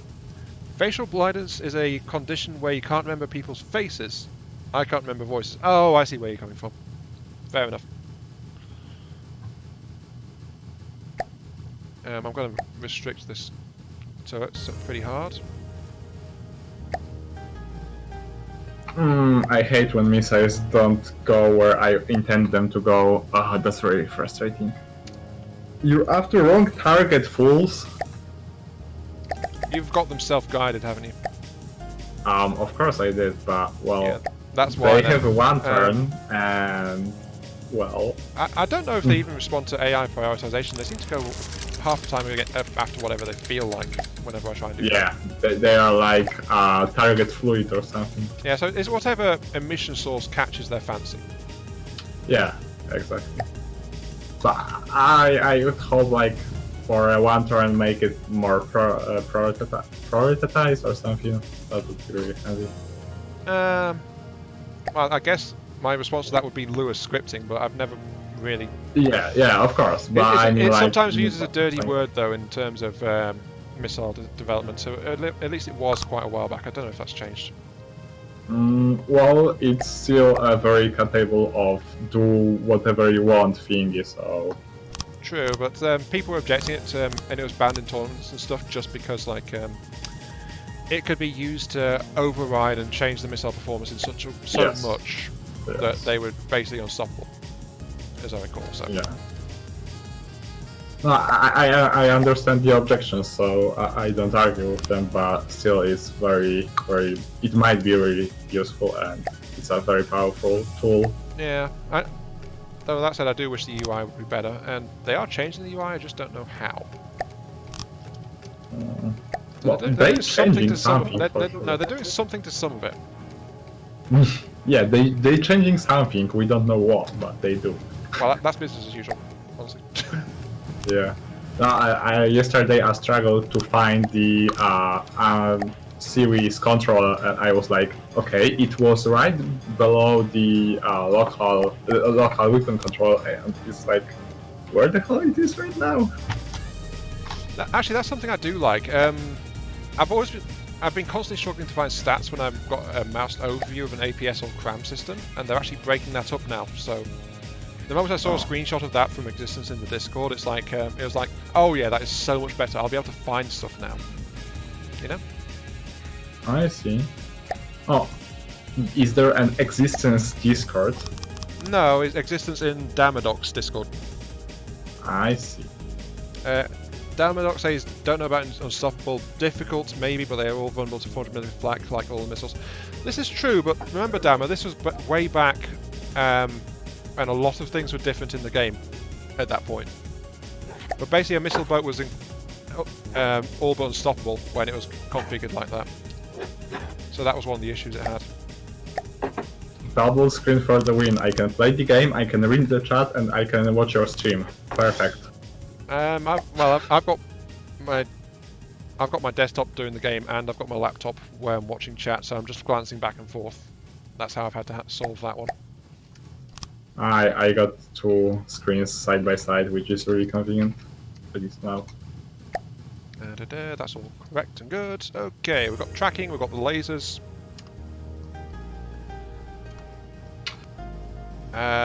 This missile system here.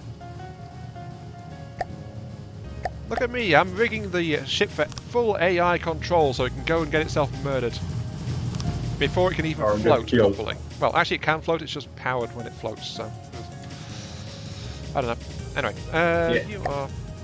The thing is, Dama, I'm pretty sure they were they could evade enemy missiles, and like they could wobble really hard. They went at ocean level pretty much.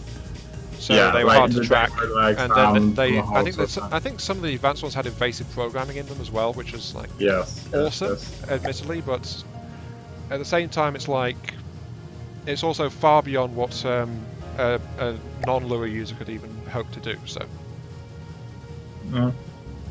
Wait, Lambs that's out. could do the job, kinda, unless you're spamming them.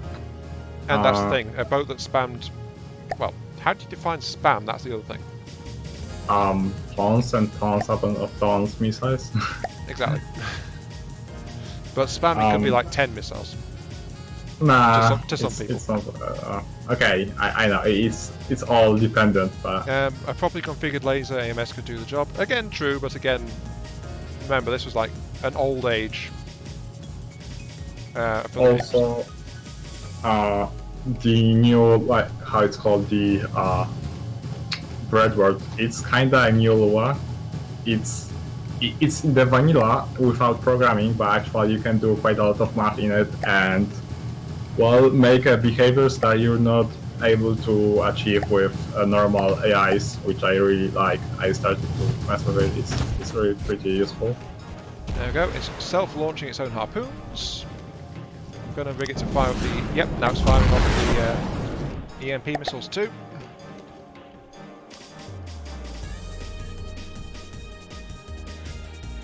The problem is, of course, a Marauder is made of non-conductive material, so... Yeah. I'm also going to tell the AI to stop acting like it's meant to be circling, because it's not. It's actually meant to wrap.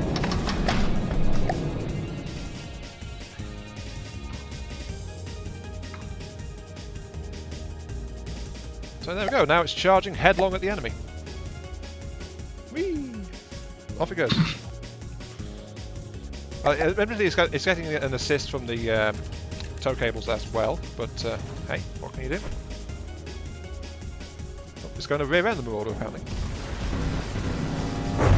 I see them, huh? Oh, there goes the lasers. Oh wait, I never installed the Q switches on the lasers. Whoops.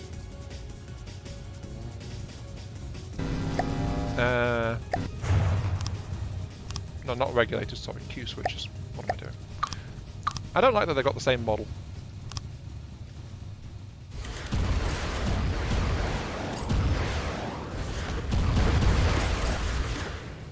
Okay, you drew it in and...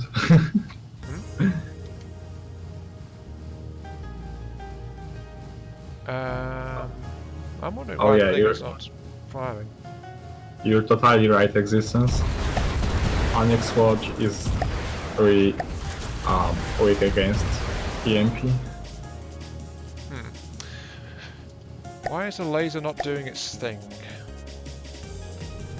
Range, maybe? No, it should be in reach. I mean, it was firing when I was getting closer, but now it's stopped firing Yeah. because of some reason. Oh, the mortar's dead. Oh, and as the mortar dies, the laser decides to randomly shoot a block or two. Thank you for that, laser. That was very helpful, I guess.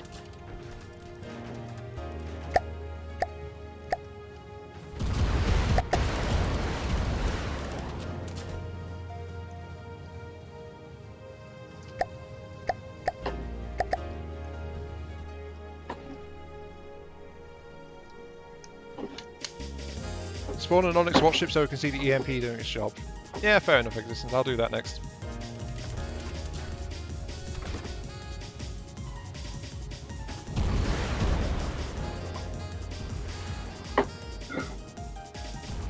Yeah, for some reason that side laser isn't doing the thing. It's just ignoring it. Oh no, there it goes.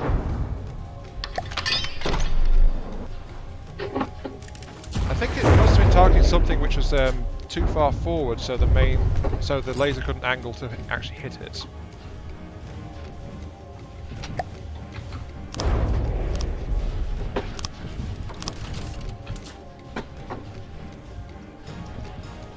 Yeah, I guess that's my excuse of what it was doing. Also, this laser could be bigger. Yes, this laser could be bigger. Oh, that means it's prefab time. Hooray!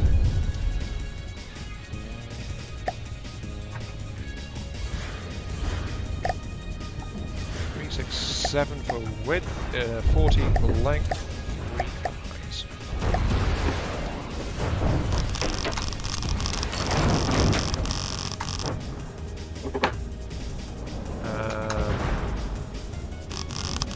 I guess I'll make it prefab.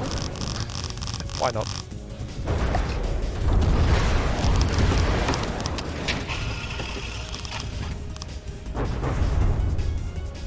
More rounds. I admit, this is actually, might be cheating now. Because I am not actually doing the damage with melee, but instead I've got high power lasers, I've got EMP missiles, I've got other systems involved, but I think it makes a more complete ship, if I'm honest. You're lacking of nukes. That's true, I don't have nukes on board. Let's strap some nukes into the drill section just because reasons. Exactly. Actually, no, that's a terrible idea. No.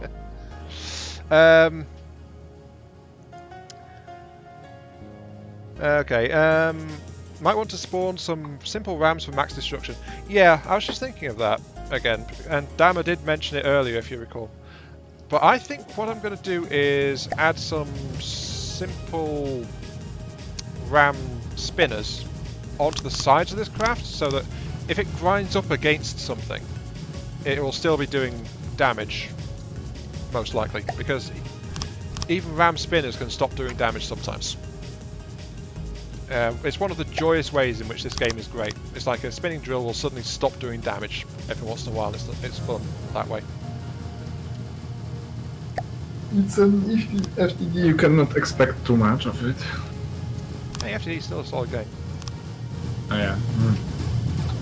It's not a full release. No, though if they'd followed the plans, they would have been by now. But Yep. then they, But I think it but then would they were be doing a terrible this idea, optimistic. in fact. awesome is the thing, but yeah.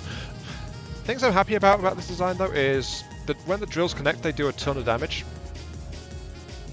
And the refiring of the harpoon missiles, especially since they do that when the tow cables get detached, usually because the block gets destroyed.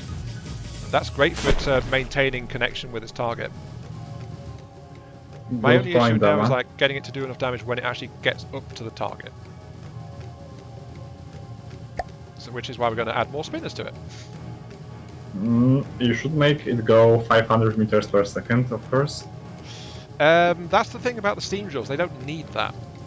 No. I mean about the ship itself. You want to hug your friend as fast as you can.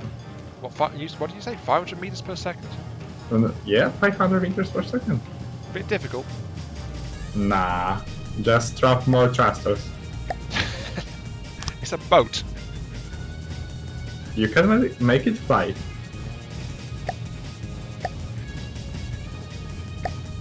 With no effort whatsoever. Fair enough.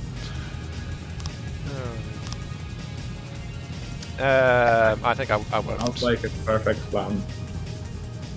I'm just wondering about if I can fit like 2. No, these would overlap a bit.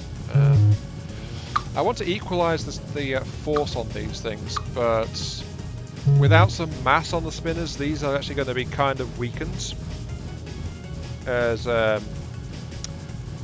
melee option. If I don't want them to clip, they have to only be 4. I think I have an idea. Oops, no, not that. I'll dig into the rubber coating a tiny bit. It doesn't need all of that. Famous last words, when you start stripping armor off a craft, it doesn't need all that armor. Next thing you know, that armor is why it gets blown up. But yeah. Armor is overrated. So you would think, but it's actually somewhat important. Because you can't dodge everything. Words.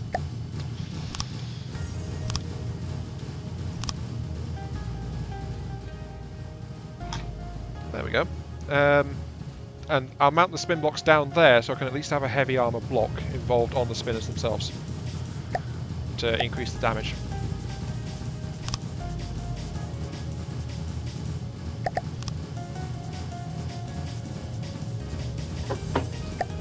Weapons, rams.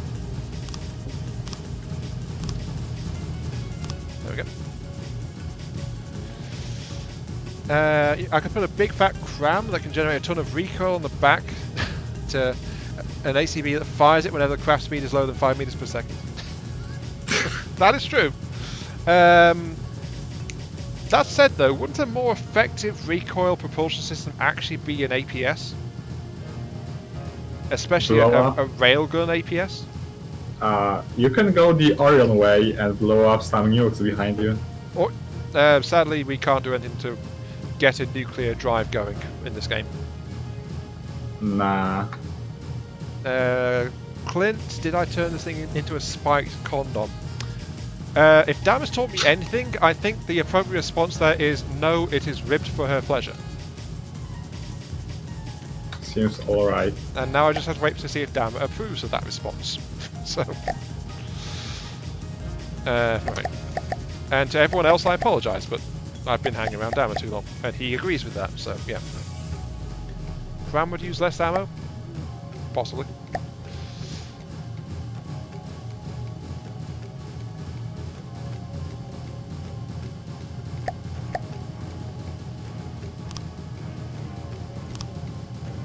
Oh wait, I'm not in.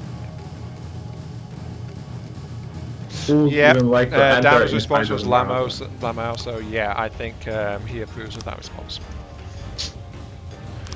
In answer to the question though, I did not actually intentionally turn this thing into a spiked condom. So, good point, Existence, yeah. You should always wear protection when you are entering the insides of a Marauder. Oh god, is this turning into what I think it is? Right. Oh no. Continuous mode, spin rate, let's see which way it turns. 1. Yeah, okay, that's great. Right. So that's continuous. 30.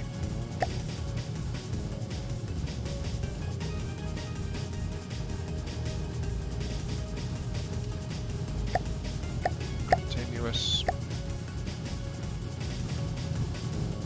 This one's continuous reversed. I get the feeling this is turning into more of a white flayers vessel. Actually, am I doing that backwards?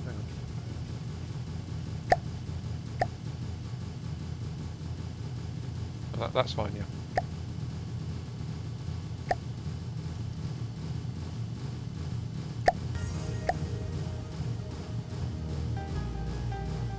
Wait, no. That one needs to be continuous.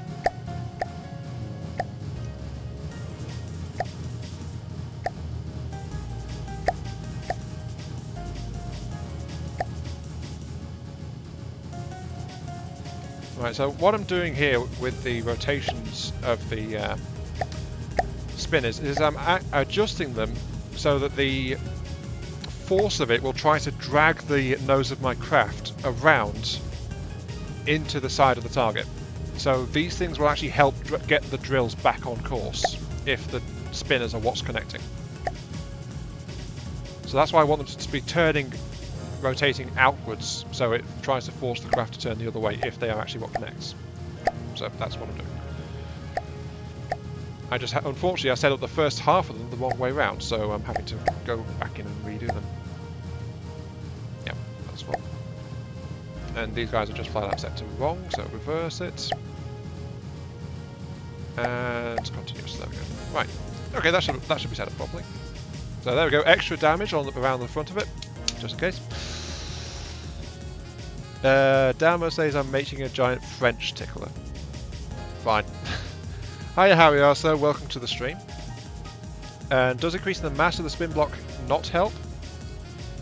Lead instead of heavy armor to make them bigger. That is, I don't want to make them bigger because if they get bigger, then they can start taking collision damage if they're scraping against the side of an enemy craft. So I don't want them to be doing that. And I took heavy armor because it's flat out a lot stronger than lead for about the same weight. But that's why I've not built the spinners up any bigger, just because I don't want to risk damage breaking the spinners.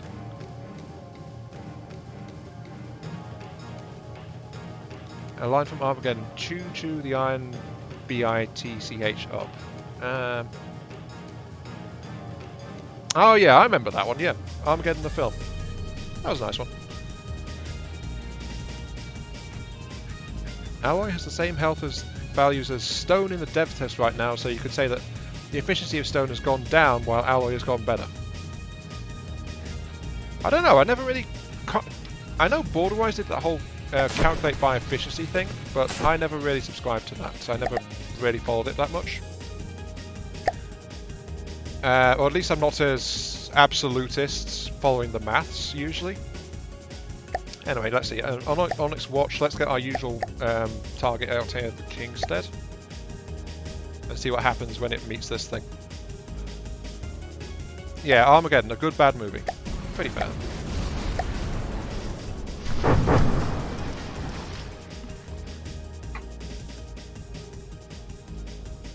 I don't know what the AI I think is doing. Oh, I know why. It's because some of the detectors are actually underwater. Need to fix that.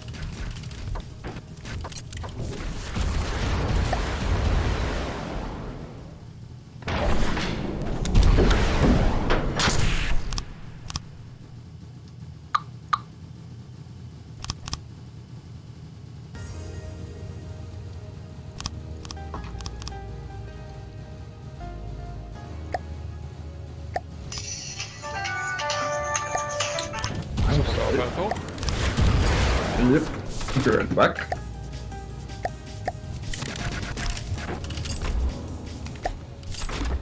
Uh, 93, it needs a bit of extra processing, but okay.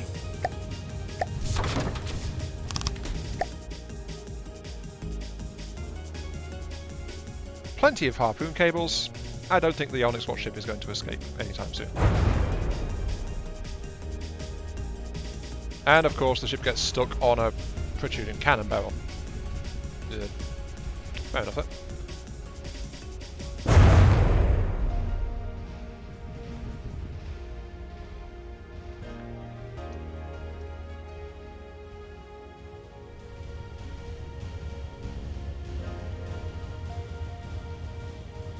Yeah, those spinners are definitely helping.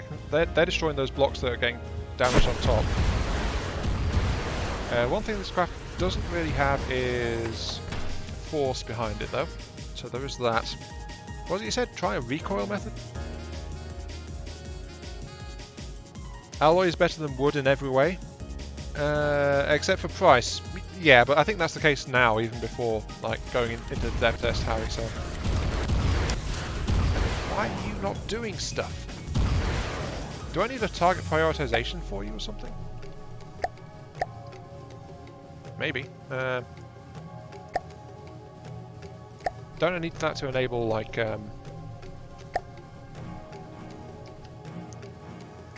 weapons getting prioritized to different target points based on where they're pointing? Sorry, aim point selection, rather.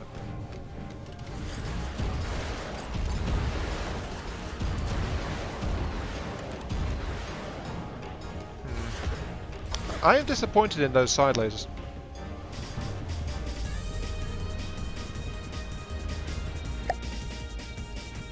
No, actually no, it's doing something. Yeah, switching aim points does seem to be helping a lot. The rams aren't really guided by aim points at all.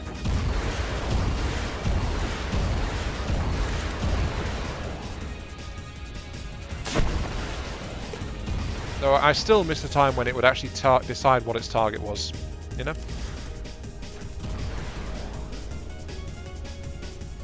But yeah, I guess that's how this weapon system does against a bigger metal ship at least. It chews in. It just needs a little while to actually cut its teeth on it.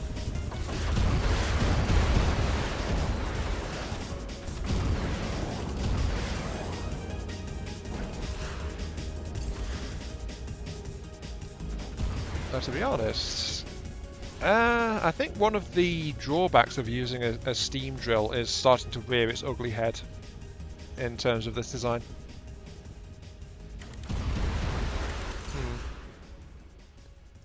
Let's have a look at some other stuff I've got. Let's see. I think the last time I worked on melee stuff was actually when I was thinking about doing a drill tutorial. Was it in here? Oh yeah, here we go. The M1 drill. Okay, let's turn off this vehicle we've been poking around at. Because this thing is for like harpoon missiles, it's like all sorts of stuff. Something like that. Just drag it back in. And I'll bring up, for comparison, this drill craft that I put together like at the start of the year, roughly. And we'll see how things look.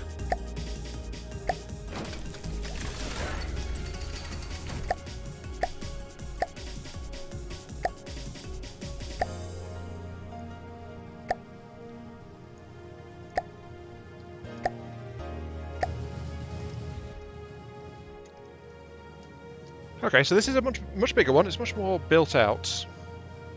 A name for it, the Spitting Tickler. Maybe. But okay, yeah, this is something I worked out for like the tutorial using the simple drill system. So as you can see, it follows some of the similar principles as we look at it. It's like it follows rubber coating to protect damage from itself. But other than that, this is basically like an almost fully contained torpedo system. And it's meant to just like go up against enemy ships and stuff like that.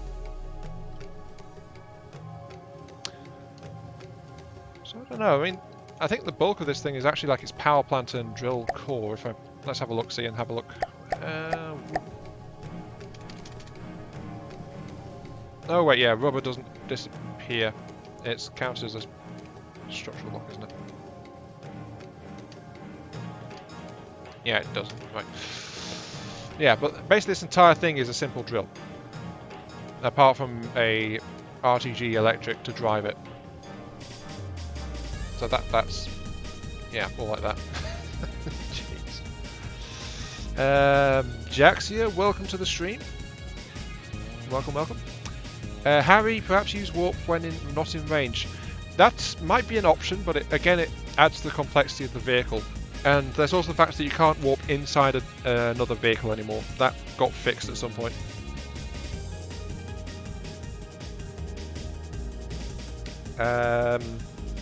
How's the health on my side? We're in lockdown, but things seem to be going okay for the most part. In terms of that, it's a bit of a pain. It's definitely disrupting a lot of stuff, but we are seeing a reduction in infection rates, I think. But it's too early to tell really how effective it's actually been. So you know, we're only a few weeks into it. The mysterious voice comes back. No!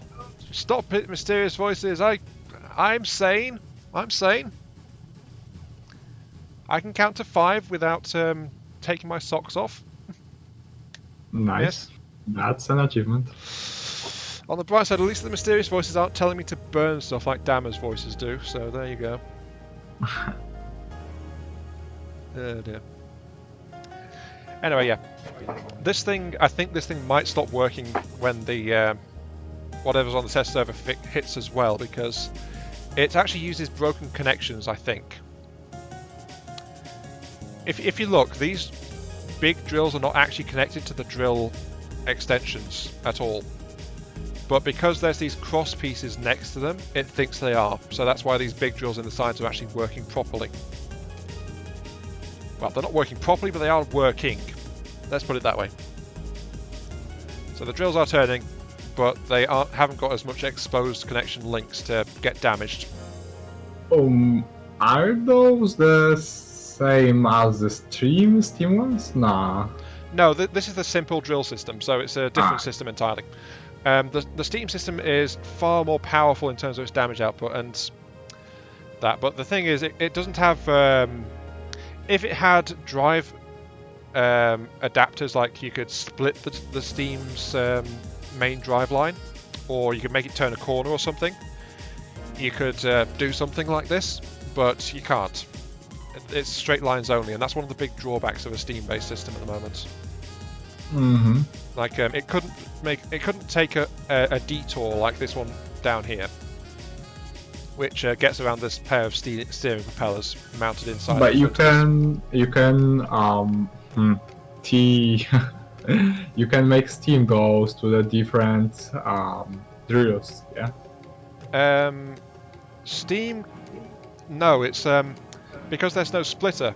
A single steam engine line, like a single gearbox, can only be connected to a single drill. Oh yeah, but you can make multiple steam engines. Oh yeah, you can make multiple steam engines running off a single boiler. Yeah, and that's what I've done in front of this one. Okay. But that'll split the steam engines, the boiler's output between the engines in question. Okay, I see. But yeah, and a craft exactly like this simple drill is beyond a Steam system at the moment. I'm the mysterious voice. Who is the newer voice? Yeah, Jaxia, that is Brick.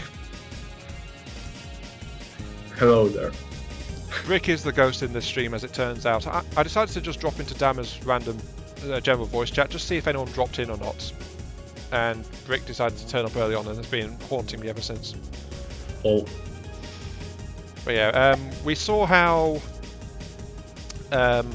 our steam-powered monstrosity works against a Marauder and a Kingstead. So I actually, I want to refresh my memory and see how this one works against those targets. So I'm going to release it, and we'll do the same and see how the Steam version compares. The Steam version, the drills do a lot more damage, but the placement restrictions leave a lot to be desired, as does the forced bulk of the craft to accommodate the pistons and stuff like that. Also, there's the fact that this thing is actually a torpedo, so yeah, there is that too. Right, let's get us a target. We'll start off as usual with a Marauder. Turn that off, drill is set to invulnerable, so you can just see what it does.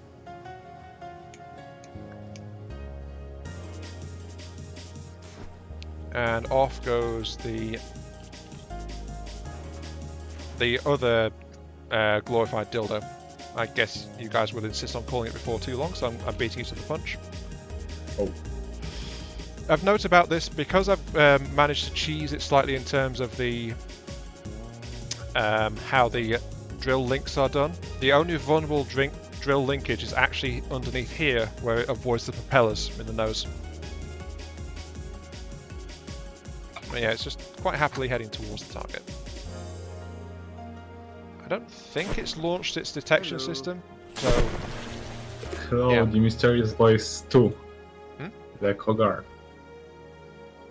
It is the Cogula. Oh, hello, Cogula. How you all doing? Not too bad. How are you? Right. Doing alright? Just to let you know, you are really quiet again, by the way. Oh, what the hell, Discord? I didn't spawn it as a friendly, did I? No, I didn't. It is an enemy, it's just the thing is not... I think the AI has been updated since I built this thing, if I'm entirely honest. Okay, how's this? You're still about the same, actually. Hang on. Let me just tab out Discord. Cogula. Can I change your setting at all? Try speaking? Hey. Only slightly better, and I've doubled your volume. That's not good. Okay. That's literally as high as Discord allows. Okay, hold on. I think I might know the issue. So... Oh, yep, there it goes. It's noticed. It's rearing up to attack at the moment. Yeah, that's what this thing does. It comes up from underneath to insert itself.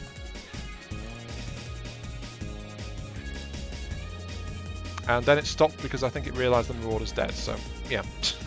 Right. You've got to head out to go home in 5 minutes? Okay, Dama. Still, thank you for dropping in. I hope that we made the final hours of your shift more pleasant. How about now? I upped Oh, the that is volume so of- much better. Yay! Rick, can I get a comparison, please? Say something. I'm here. Okay, they're about the same volume. Perfect. Huzzah! Problem solved. Yay. I don't know why, but I had to go into sound settings and actually go to the actual device and turn up the volume. I'm not sure why it was at 82%. Might fixed have now. to adjust it down at some point, yeah. Well, whatever it is, it's fixed now. Yeah, honestly, it's glad because I could barely hear you yesterday. It was the same. Poor Marauders test subject for everyone since we have no more Jacobs. Wait, we don't have a Jacobs Delight anymore? Really? They removed that? I believe it's called a Twin Marauder or something. We have to spawn one in as a test target just to check it. Sadly, I missed the April Fool's Day update, which was like every Deepwater Guard ship was a Marauder of some kind. Yeah. I wish they'd left that in because I didn't even know that was a thing. So, wait, do you mean the Jacob's Folly? Jacob's Delight I thought was the Twin Marauder, and Jacob's Folly was the Tugboat of Doom. Yeah. It is. The Jacob's Folly is the Tugboat of Doom. Oh yeah. Launch torpedoes, but Minecraft are invulnerable, so I don't care. I remember the Jacob's Delight. Is it really gone? There's Jacob's Scorn. It might have been changed to a different difficulty. Nope, that's not it either. What the hell is that? It could like have been changed to a different difficulty. It's got a... What is that? I don't even know what I'm looking at, honestly. But yeah, Jacob's Delight though, I remember that one. So do I. No, there's no Jacob's Delight anywhere. I am actually quite sad about that. Hmm. Yeah, I remember it was two delights. Sorry, two marauders bolted together into a single craft, effectively, with a superstructure between them and stuff. There was even a tripled one. No, that was one of the April Fool's ones. I don't think that was a regular design. Oh, I see. Oh wow, it's actually gone. Yeah, I just went through all of them, and it's like, yeah. I thought that was like a staple ship of the fleet or something. It really fitted with it. But no, apparently it's gone. So. Actually, it's still in game. You just have to go through the vehicle files to find it. It's still in the vehicle files. Yeah. One problem with this prototype is it's very slow. Yeah, it's still in the game, but it's not in the enemy spawn there it goes. GUI. It just lifts up as soon as it's close to the enemy and goes, haha! And yeah, you can see it quite happily right there. Though that said, that is also showcasing one of the drawbacks of a simple drill system. They lose inertia so hard, and they stop spinning very easily. Especially if it's got a big drill system like that. Alright, now I need to get my... yeah, that Jacob's whatever was no match for that drill. So yay! Maybe I should actually try and use this design for something. It's just been collecting dust, honestly. But oh, there it goes. Alright, and now it's time to work on my battleship and see if I can actually drills put a have already superstructure spun on it. The drills have spun down. So that kind of shows you what it does, though. I mean, look at that. It's just digging deeper into the underside of that ship. But now it's stopped because the drills can't actually accelerate, so they've got stuck. So, yeah. Oh, I see what it does. That's actually a piston. So it's an extended spinning ball of death of some kind. Which looks like it would actually have terrible torque performance and try to roll the ship using its over. So, okay. But yeah, the simple drills are just ground to a halt completely because they just can't get any speed up. Okay, there we go. It's no longer Good. stuck in the actual platform. Okay. How about spinning rings with around the craft with rams on it just behind the head so it won't get stuck? Actually, you bring up an excellent point there, Harry. And since apparently this stream has been based on melee crafts, I will spawn them in. Because sometime back, Dammer and Harry, not Harry, Hertzmeister, sorry Hertzmeister if you ever see this, I misnamed you again, but there we go. They were working on melee torpedo kind of craft, and I got interested and actually built some. So I just have to find them. Because I built two. I got one that was working fine, and then I tried to build an even smaller one, and I lost interest. Daisy, that's Dammer's melee thing. I forget what I even call it. I really need to sort out my folder of lists and things.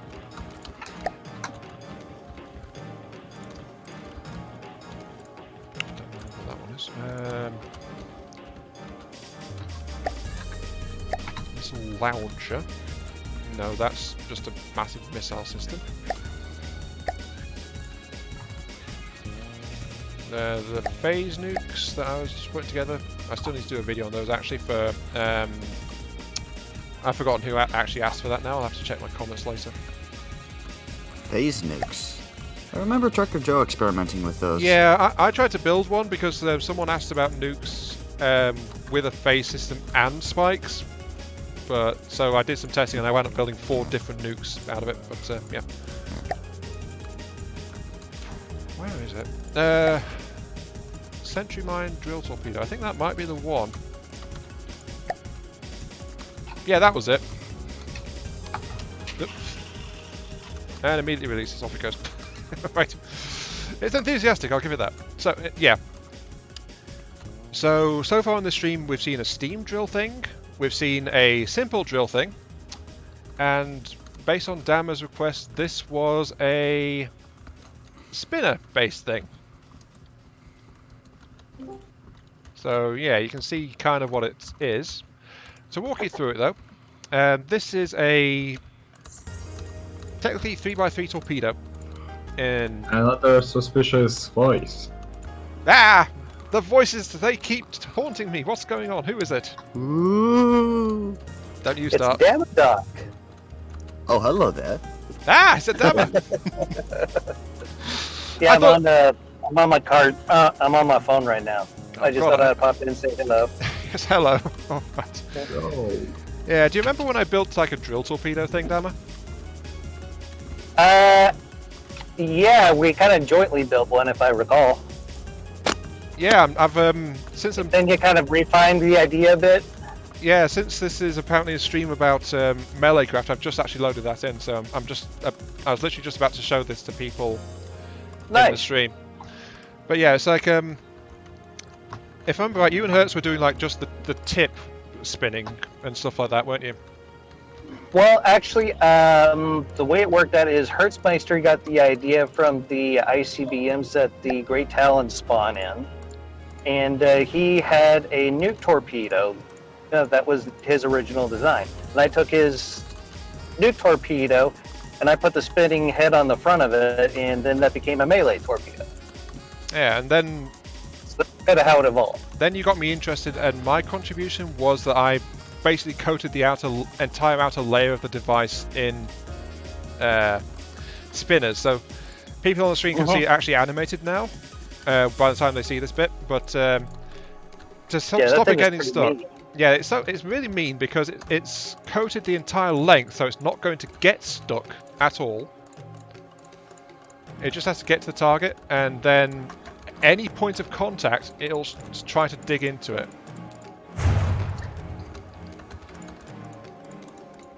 And I think it actually damaged itself. Hang on. It hurt itself in its confusion. No, it stopped. No, I know what happened. Yeah. I'm not sure if you saw this part, Dama, but what's happened is it actually got grabbed by its launcher, so it's been recalled.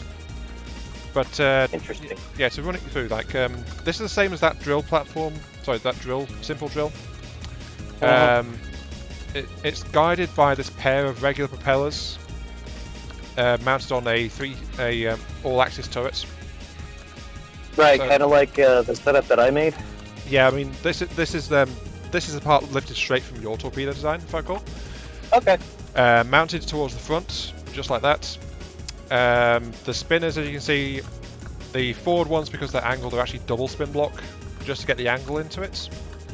Then it's got some ACBs that try and control things, and a small power source, and then that's it. It has got an ion drive on the back, just to help move it around a bit. But then if we go to the other part here, which is like a very simple floating launcher system. So the idea is that this is the housing point of it. It houses the torpedo and holds it in place until a hostile is detected on its sonars, and then it releases the torpedo to go and ruin their day, pretty much. But this is the mothership unit. And that is the extremely dangerous drill. It's not actually armoured at all, so it's probably easily damaged. I've just never really tried to work it up into a full-fledged combat version. So this is entirely as a meant to be like a stealthy launcher / torpedo combo. Good against ships, but useless against anything else. Oh, well, actually, it would go after submarines too. Now that I think about it.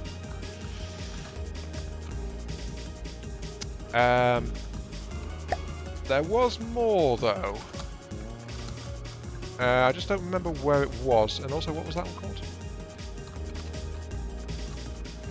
No, that was the Jaws Torpedo Sentry thing. Did I save it somewhere else? Because I did attempt, if you recall, Damage, to actually work it down into a smaller torpedo.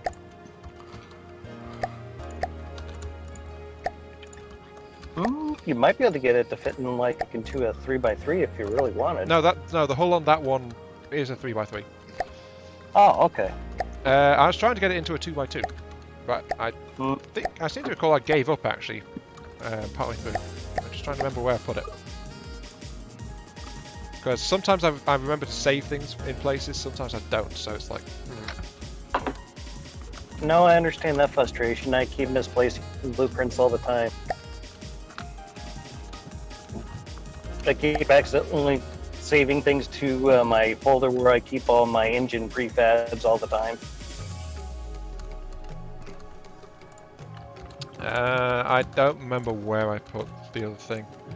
But I was working on a 2x2 cross-section one. It's just like... the problem is trying to get that... I do a file search by name. That's usually what I do when I can't locate the blueprint. Where's the search button? Just the Cortana. If you know the name of the blueprint, you can just type that in there and it should pull it up. I don't, that's the thing.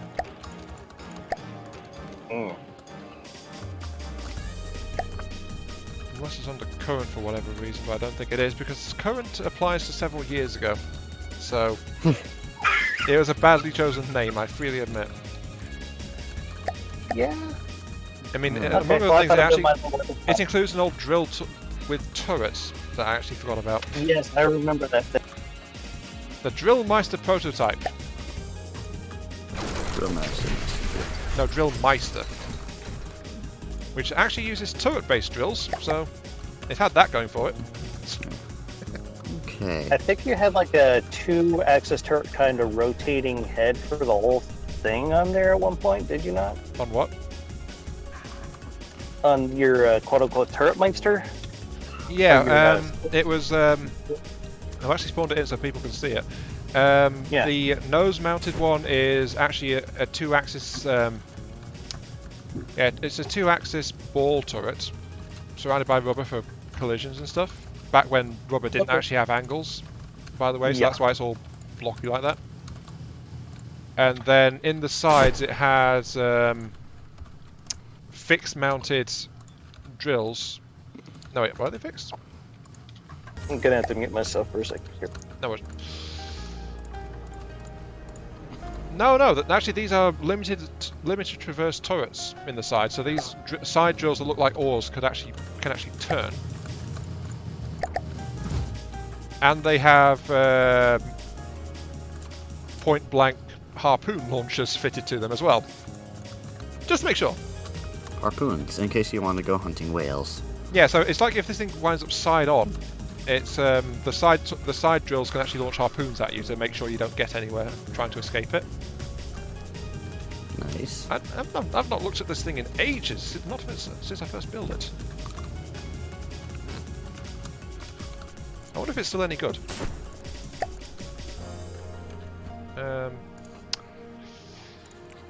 Sentry Mine doesn't actually have a movement AI on it, so I think I'll actually delete that Sentry Mine now. No, pull it out of play. Sorry about that. I don't think you guys want anything. That's alright. I'll just pull the rest of the stuff out of play, I suppose. Yeah, my folders are very disordered. Yeah, let's see if this thing can... Oh, it's damaged. How did that happen? Eh.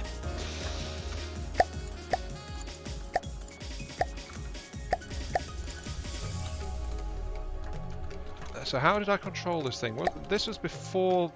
Well, it's not capable of evenly turning, I can tell you that for a fact. It's rolling over. Where's the AI core in it? Oh yeah, this was before the AI update as well, so it's actually got ACB control on it.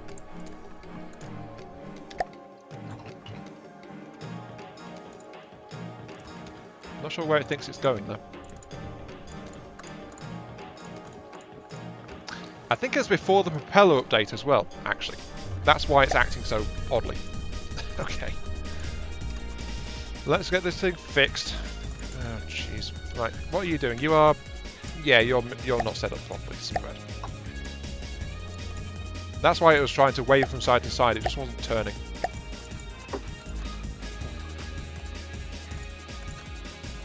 Alright, now my casemates have guns. Alright. There we go, now it's working properly. Or trying to.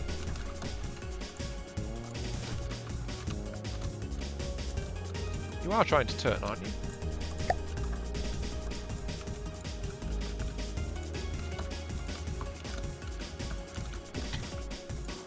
I think it's just too powerful going forwards.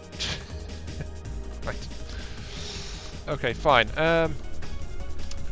In that case, you, good sir, as soon as I figure out where your AI core was again. Well, your AI core is a set of ACBs. I'm actually going to give you an AI. No, wait, you've already got an AI, haven't you? Ah. This is what comes of revisiting a design. Where did I build your AI? Oh, there it is at the back. Right, you. Augment. Nope, delete. I want you to set to RAM mode. Thank you. Your maneuvering is not auto-generated. It is purely naval. Thank you. I think you could use some more turning force, but right now you are just too close, so you're turning constantly, I think. Unless I'm misreading the situation.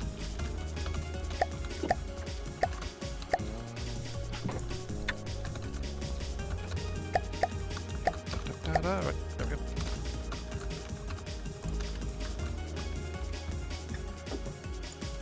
Okay, what are you guys set to do? You are... I think yeah, the side things only work when it's in reach of the drill system trying to aim. So that's one of the reasons why it's not doing much of anything. So let's actually get... You might be curious to know, remember that the really large airship that about 4 or 5 of us put together through like 2 or 3 stream? The yeah, you mean the Thunder God base one, right? Yes. I thought you'd be interested to know that I did switch it over to using the forward-facing AI, and it seemed like it did a world of wonders because I was able to take out all those control ACBs and it worked just fine. Yeah, I'm glad. I remember when you were so skeptical of that because you thought it wouldn't do anything. Well, what I was afraid of is that that it would just make it turn around in circles over and over again. Well, to be fair, it did used to. Yes. So it makes me think maybe I should try it in a tank and see what happens now. Oh yeah, I never configured the range on this thing properly. And now the AI, because I'd never actually changed the minimum range, is not being too squeamish about getting close. And yeah, this thing is really heavy on propellers on the back. I agree, Jackson. Oh, nope, it got close enough. Wait. But yeah, it's being too squeamish. It's being too cowardly. Disengage below 5, but it got close enough for the backup simple laser to try and do stuff. And I think there's no turret restrictions on the a lot of them. Actually, no, I think there is. Those have to be some of the best point defense in the game, is those simple lasers. Yeah. Though, actually, no, I think for point-blank point defense, these drills might be up there as well. Though that said, they are kind of bulky. So, yeah, once we've got the AI working, this thing actually works fine. Give me a Kingston. Go chew on that. I guess I also owe guys an apology, maybe, because... Oops. Oh, I never set it to invulnerable. Oops. Right. It looks like a really weird and ugly swordfish. I think it looks like a very old ore boat, if I'm honest. Yeah. Maybe I should put sails on this thing. I can see that, yeah. It would kind of fit. But simple drills... I think of all the melee systems... In a way, it kind of reminded me of a Marauder. A Marauder from what I remember seeing of it when you first built it. Yeah. Because it's This system would be at home being refitted as into a Marauder, Yeah. a melee Marauder. And yeah, I think it does have too much forward power because it's meant to like charge in from a distance. Okay, let's. How do I want to fix this? It just doesn't have enough turning force. But I don't want it to lose its speed. I mean, it does a whopping like 14 or 15 meters per second. You know? Ooh. Maybe I'll let Well, some you rudders. got it with, using jet engines on that thing? No, or it's what? purely propeller based. Nice. I'll add some propellers. Sorry, not propellers. It's got enough propellers. Some rudders.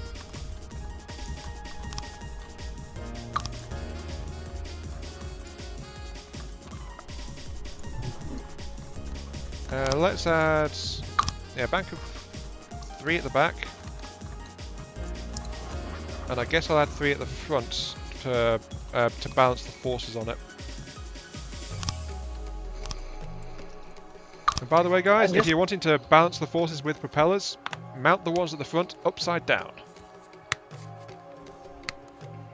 because then Just out they of invert. curiosity, Yep, so one little tip from Iron Mark III, who loves to load balance, well, I love to load balance as well, loves to balance the forces on his craft for superior performance. Rudders, mount them at the front and back, and the ones at the front must be upside down. There you go. Okay, yeah, see you later, Jaxia. But yeah, this should help to tighten the turning circle without making the craft wobble around, because it's only got rudders at the rear. So yeah. That's the general idea. And it does seem to be turning a bit more sharply, but not enough. It needs more propellers. Either that or the AI is getting confused again. I'm not sure. AI, what are you doing?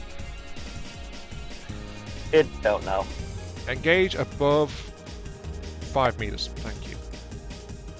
Disengage Hey, I like my cat. It never when does what distance you tell increases it. by 50 meters. Yes.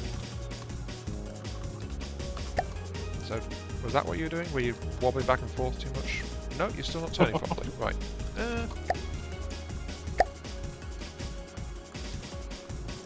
Don't avoid vehicles. Only avoid friendly vehicles, thank you. Yeah, I think it still just has too much force versus turning. So yeah, it needs more rudders. Because principle.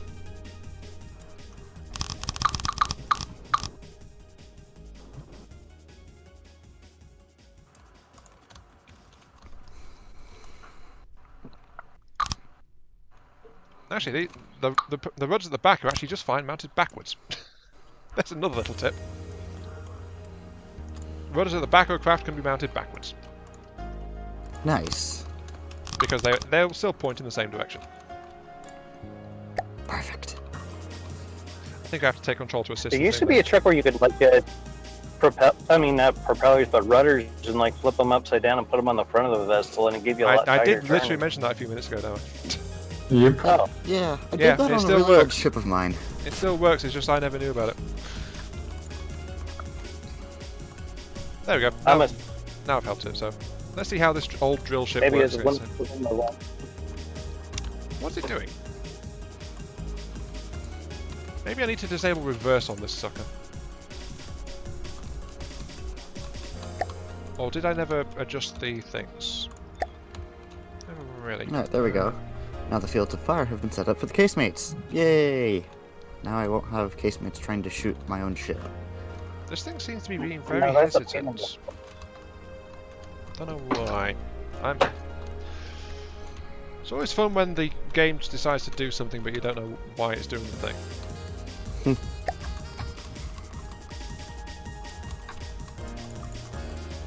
Because you worship a Dark Underlord? All hail Raptor Jesus. Okay then. There's a meme in there somewhere I can Be right back.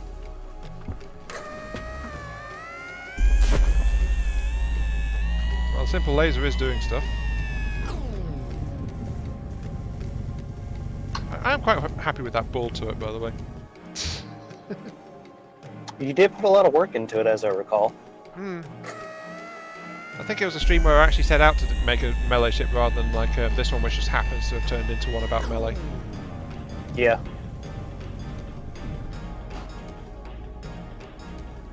But yeah, it's seems to be quite happily doing stuff. Though I think the simple laser might be damaging my own craft a little bit. But yes, with the charging AI, it's actually it's barely using the weapon systems on the sides now, so it's mostly the nose one that's doing it. Cool. So, I wonder if you could take the drive shaft for the drill and make it longer to where it'd be more likely to penetrate a target. you mean a steam drill? Yes. You can, but there are issues. Also, the stream Yeah, seems to be skipping keeping a it little from bit, breaking. sorry. Yeah. Adding too many rudders in the bow makes the craft skip frames. Okay. In that case, yeah, I'll remove some of that. That was just like random stuff to try and help it turn better anyway. Right. The problem with adding more bits to a steam drill is the fact that the steam drill bits themselves are very heavy. Huh. So it actually greatly reduces how well the drill spins up and even impacts how fast it can go. Gotcha. So you add more mass to it, it turns slower. Yeah, Just like it's far heavier than nearly any other system, honestly. It's the heaviest part by far that you can actually add to an engine assembly. Oh. Okay. And then there's also that little issue that I mentioned earlier, like that the stream seems to be skipping quite a bit at the moment. Sorry for the slideshow, guys. I'm not sure what's going on at the moment. All right. Well, I gotta hop off here for good, guys. I'll talk to you later, Aya. Okay. Yeah. Yeah, that's it. Back to the steam drills. It's like the problem is that a steam drill gets damaged, probably gets like really badly affected. Yeah, it's really laggy, but I'm not sure why. But it seems actually the moment you actually said that, Harry, also it seems to have fixed itself. So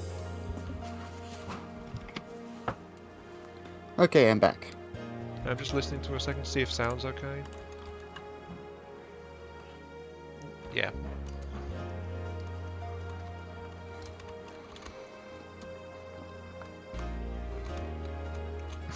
Right, okay, sorry about that. Welcome back, by the way, mysterious voice in my head that's telling me to murder everything. It's analog. Ooh! Hello, Analog. How are you doing? Hi. Hey. I've been here for a while, but I am doing alright. Yeah. Wow, I'm actually getting lots of random voices in the stream. Hooray! Yeah, thanks for dropping in. It's been a while since... Wait, Analog? Yes. Hi. Yup. I was here not 10 minutes ago. So, wait. Are you Cogula? Yes. Okay! Same page. Jeez. I am so sorry. I forgot you changed your name ages ago. It's okay. God damn it. I am the best at this, aren't I? Yeah, you are. Honestly, I don't like it when people change their nicknames because it's like it means I forget who people are. Yeah. Well, I changed mine because people were making fun of it, and I was just getting annoyed. Yeah, but then when I asked you, identified yourself as Analog, and it's like, oh hey, and I thought someone new had joined the stream, and it's been literally been ages since I've heard you referred to as Analog, so. I accidentally referred to myself as analog that And it just suddenly instant, sorry. clicked. So, there is that, I suppose. Oh dear. And for some reason the ship is now avoiding the enemy again. It's scared. I think it's like... It requires a blood sacrifice. Maybe bombing run mode would be better for it, if I'm honest. Charges in and then disengages. Yeah, actually that sounds like good behaviour for this thing. Aerial bombing run? Yes. I don't care about cruise altitude. Abort attack run at 0, but begin attack run... Sorry, abort bombing run at like 1. Begin attack run at 250. So yeah, so if this does happen, it'll disengage and back off a bit before trying to come back. So yeah. Also, I'll tell it can't reverse. Yeah, there you go. Forward only. That should help. Yes, it'll mean I think everyone still knows who Cannibal is. That is quite true. Anyway, I guess I only have one more system left to actually show and tell, since this is the melee stream of late, and we are getting towards 3 hours. The thing is, though, that it's not actually something that progressed beyond a basic concept melee system. So let's actually shut off the wandering drill marauder thing for a few moments in that and load it in. I was thinking about maybe doing something with this thing, but in the end I didn't, as usual. So it's just one of those odd little tidbits that's hanging around, getting dust in my folder. Proof of concept for a laser melee. So you remember Laser swords. Yeah, the laser melee, which is generally disregarded, and I don't think anyone actually uses it. Laser swords, people. Laser The problem with that swords. is that, well, there's an issue with that, and it goes in the water. I think I need new holder posts as well, actually. But you got a glimpse of it on the stream, though. What I worked out was a concept to make a turret-based version of it. Let's just fish it out of the water. There we go. Right, so. Nope. Just found a target. Okay.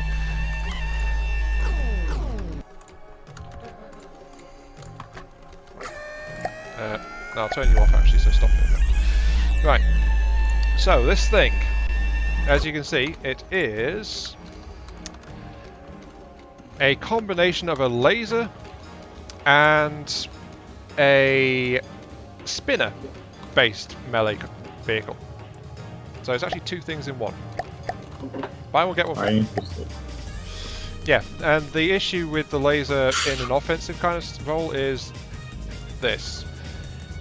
The problem is you've got to have the other end of the laser emitter. That's the big weakness with the laser emitter in general, that you've got to have a connected opposite laser cutter piece at the end. And if you try to use that as an offensive laser system, then you poke the enemy ship with that and it breaks. So that immediately shuts off the laser beam itself and leaves the entire drill system very vulnerable to, breaking further. You could do a kind of laser rotating ram system. You could do a rotating, yeah, but in fact that would be more advanced. But this was just like a proof of concept for the actual laser tip itself, rather. So the idea is this. This section here is pure light blocks, so it'll clip through the enemy, no problem. Then when we get to the end here, we've got the far end of the laser cutter, but it's protected by a head formed out of melee rams and rubber, just to ensure that it doesn't really get damaged from the collision itself. And then that lets the laser also work behind it. Actually, no, I did go with your suggestion. Actually, no. I thought I did, but I was going on the side of caution. But this is actually fitted on a spinner as well, and that's what these ACBs at the back are for. So this will spin it to let the far end of the tip do more damage with the actual simple melees. Then it's got a pair of simple lasers just to help try and cut things apart. I got let go for a second. Then the entire thing is fitted into just a regular turret housing. Okay, catch you later then, Beck. See you in a bit. So yeah, mounted to a simple turret, and then that's connected to the laser core, and it goes from there. So, really, really simple, but that is a way I think which could let the laser cutters work well on a close-range turret. The only thing is, of course, you need to do the rest of the melee combat stuff, like get within striking distance of the enemy and right up close to them and survive it and all that jazz. But yeah, this thing... I think this thing would work quite well as to deploy the laser cutter against things. It's just... it's the normal problems you've got to try and deal with, you know? So yeah, but that's just a little oddity I thought I should show you guys to try and round out the stream a little bit. Don't know what anyone makes of that, but it's a little tidbit. I honestly, I don't think I've seen anyone actually do anything with the laser cutters, but I don't actually wander around in the workshop that much. But I think mostly if people have been using them, it's like the obvious thing, which is like you have them as a layer on the outside of your hull, just so that it tries to help stop things from grinding up against the side of your ship. And that's probably as far as most people ever go with it. Yeah, Dammer. You say you remember this little devil? I think it's just a shame I've never built anything from it, but that covers a lot of ground in this game, honestly. I guess if we're going to be complete, the last thing we need to have a look at is going to be the melee pack, which I'm not optimistic about. You made a melee pack? No, I've not made made a one. melee pack. There is one. Did you not know about that? No, I'm scared now. Oh god. Right. Particle cannons should never be used as melee weapons. Yeah, Battletech has taught me that is a horrible idea. Actually, well, considering I tried it when it first came out and it literally blue screened my computer, so yeah. I think it's because it has to calculate every single arcing shot, but I'm not sure about the efficiency on it or if it's been optimized or anything like that, because the game has been optimized since then. So that is a thing. But we're going to find out, I suppose. So, energy weapons. Pack system. It's been ages since I built a pack, actually. Right, so what we need to do a melee pack, if it's still in here, it should be, is we need the particle melee lens. And what this does is it forms a constant beam between itself and any other melee lens. Moving into the arc of this beam has deadly consequences. Melee nuke. I think that's, by definition, that's what happens, yeah. And Harry, make arcs with it. Yeah, being able to make arcs with the laser, if you mean that one, I think that just breaks with lasers, but you do have this pack system which can do arcs. So there is that.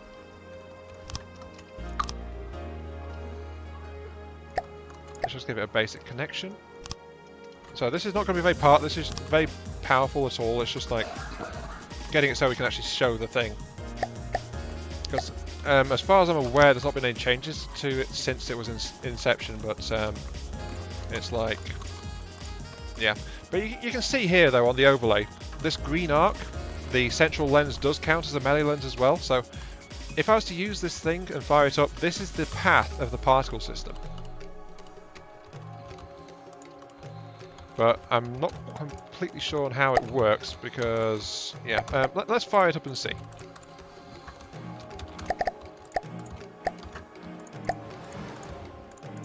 In fact, I think that might be the melee blade. Hang on. Can I change the range on this at all? Yeah, I can actually. Let's increase the range to...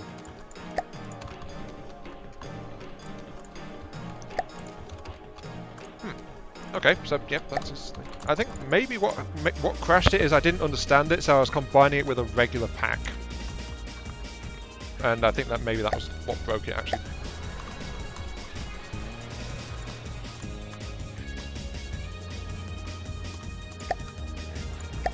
Wait, I don't have a battery, so it's not doing anything, is it? Yeah, that it shows how long it's been since I've used a pack. Right, batteries. Give this thing a battery. Batteries not included. Yeah, batteries not included. We do have oxygen though, so that's a step up. I really need to play that game. I really need to play that game again. Okay, there we go. I think my drill ship broke the polar post at some point because the tank prototype has dropped onto the drill ship's deck. Or it's trying to. Right. Oh dear.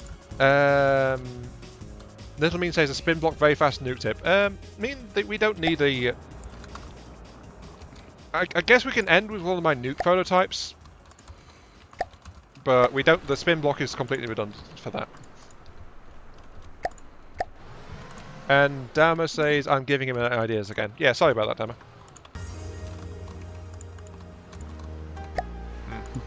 How do I find it?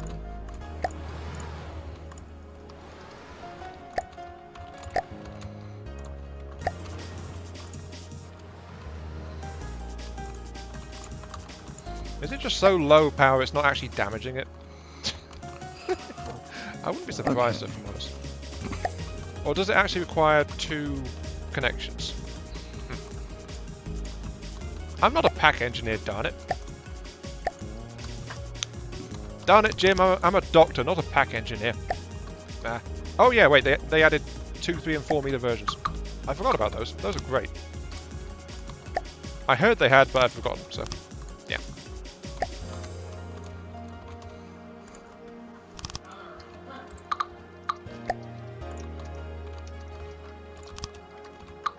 Okay, so now I've got 2 end sets. Oh, there we go. Wait, no, it's doing some... Oh, I forgot the input port.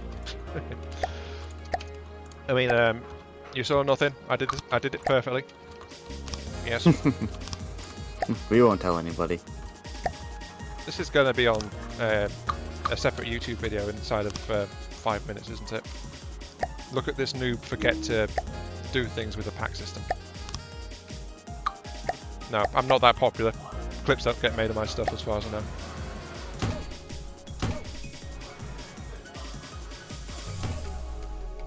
Okay, now that's firing a regular pack now. Why isn't this working? Alright, now, let's see if the secondary weapons work. Yeah, that is firing as a regular pack. It's not counting as a... Is it just not counting as a melee?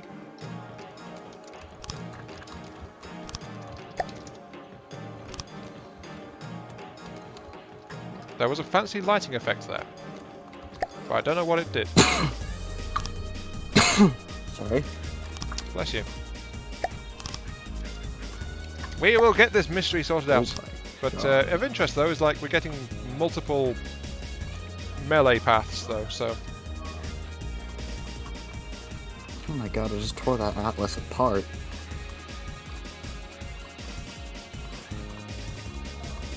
Output in front of our lens.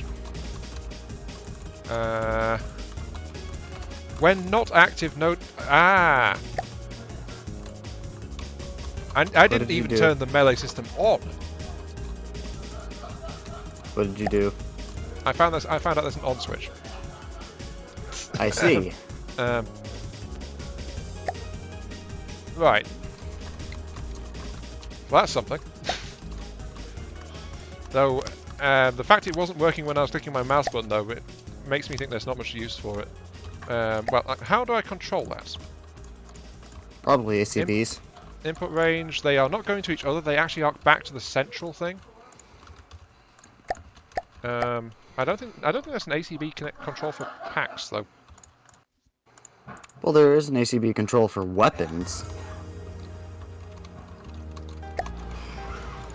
Oh, that is actually, yeah, this is not breaking my computer, so this actually seems to do stuff. Ooh, fear my flashlight. Feels like this should be something in Ghostbusters or something, I don't know. The problem is though that I built a really weak system, but yeah, I'm actually curious now. I think maybe I'll try and do something with this. My only problem is like the fact I have to turn it on and off. So when I was trying to fire the weapon normally, it didn't work. So I'll look in the ACB. Weapons, laser systems, APS, shields, lambs, weapon systems in general. No, there's nothing that says it's specifically for a pack. Interesting. So yeah, I think it needs to be, when not active, useful for safely configuring your setup. So it's meant to stay active? Really? But if it's active, isn't it draining the batteries constantly? Because I think my batteries are trying to discharge. Wait, no, they're not. Well, if they are, the engine is doing something. Or maybe it's just not very powerful, so it's not doing much. Hang on.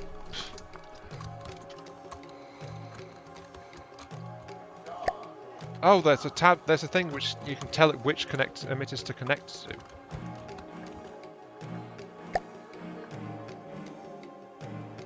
I don't know what that does. Right, I'll leave that alone. 50, 50. I can change the axis. I can shift the axis. Ooh.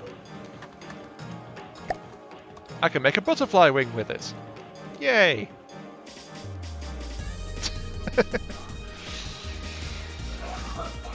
Yeah, if I had two of these next to each other, I could make butterfly wings out of it, just because pretty, apparently.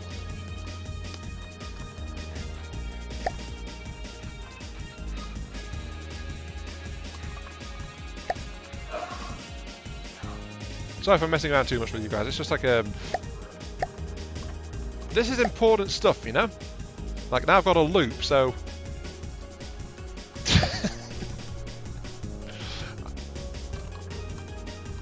Right. Oh, it's actually cutting stuff apart as well.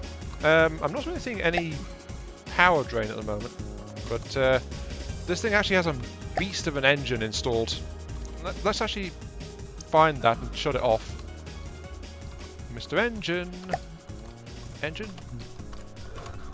Engine. Your services are no longer required, so you can be shut off now. Oh, Mr. Engine, give me power.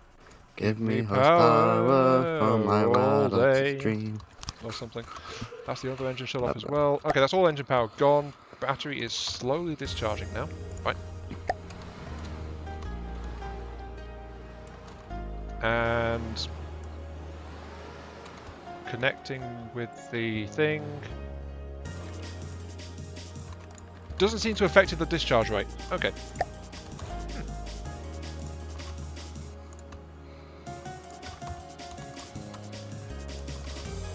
Alright, this should help. Yeah, with this has the, potential. Yeah, that is something. We could put it behind the ship and curve it around. The only thing is it's got like that 45-degree cone limit, so you could coat most of your ship in one and just have it spinning or something as a defense, but the actual pack system itself would have to have the lenses outside it. But it could just be two basic melee lenses, actually. So it wouldn't have to be the main. You just have to extend enough piping to get the two melee lenses outside, if I'm reading this correctly. Okay, that one there. If I tell you to connect to... Yeah, I can connect to the other arm. Oh, that looks...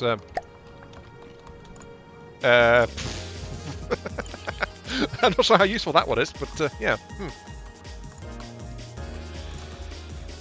Existence says that there's a person with coronavirus in the background. Stream is spreading coronavirus. Run for your life. Run for your life. I wouldn't joke about that one, actually, Existence, if I'm honest. Not because of the whole... No, not because of the current situation. No, actually, that is potentially a reason, but no. Here's a fun fact for you guys not in the UK, or you've not been listening to the watching the news so much. I've got a little factoid for you. And that is... Oh, apparently this one can't connect to the active beam that's already connecting to it, so... Okay. Right. A rumour went around in the UK during this before the weekend, some during last week something, that the new 5E mobile network is responsible for spreading coronavirus. What? The absolute. Yeah, Fuck. the actual 5E network itself can spread coronavirus. Now we know how it's infiltrated the country. What? What the fuck? Yes. Among the responses in the paper, it's are some biologists and guys saying that is physically impossible. So I don't know why they said that. Shocking, I know. It's the news. Their job is to get clickbait. Their job literally involves being No. clickbait It gets title. better. Oh god. Literally, it gets better. The reason this has actually made its way into the newspapers is not because it's a rumor or because it's so silly. It's because literally it's led to some phone masts being firebombed.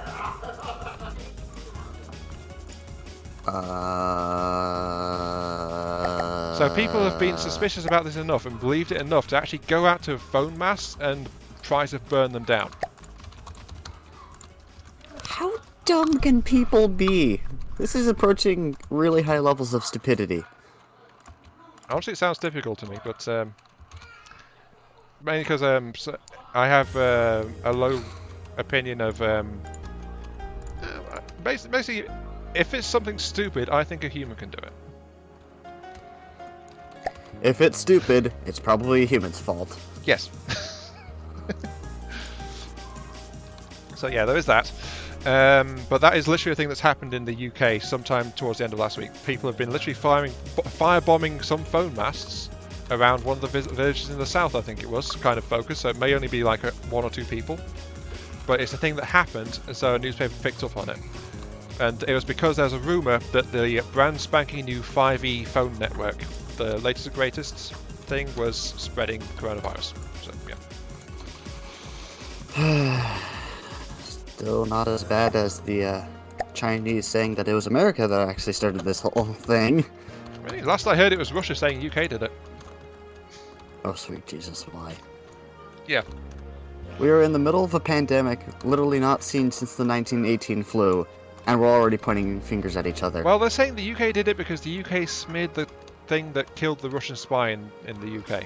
So, There logic. was a Russian spy. What? But that's also something that they're claiming as well. It's like, actually, look at the damage stacking up. If I had a decent sized pack, yeah, I think this would be a really good thing to have. My only issue is that it's always on because I had to manually enable it. But is it damaging within the beam? I think that's something I need to check actually. How is this? It's all fine. Oh god, how much heavy armor is this? If I focus the beam here, will it break the turret A lot, insides? apparently. Oh, no, it seems to be only doing along the emitter's path, so... This is the path, but it's only... Yeah, it's still acting like a projectile thing, so it's just the projectile follows the path around. So it's not magically damaged everything that the block's in contact with, I think. Sorry? I'll change it to 0.1. Okay. Doesn't seem to be affecting the damage rates. So I think it's just the strength of the whip is probably just purely dictated by the length of the tube, and that's all that we can do to affect the damage on it. We can't actually configure it like we can the main particle cannon. But we can use it potentially to make pretty decorative shapes. So there is that for it, I suppose. Harry, Ram's always one, so what's the problem? Yeah, my problem is just the fact that it's continuously trying to drain power from the battery. So it's there was no difference in battery drain rates while it was actually the beam was contacting the enemy.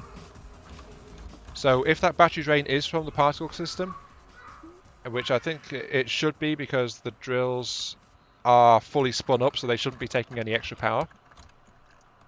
That means that a big particle melee would constantly drain the battery supply.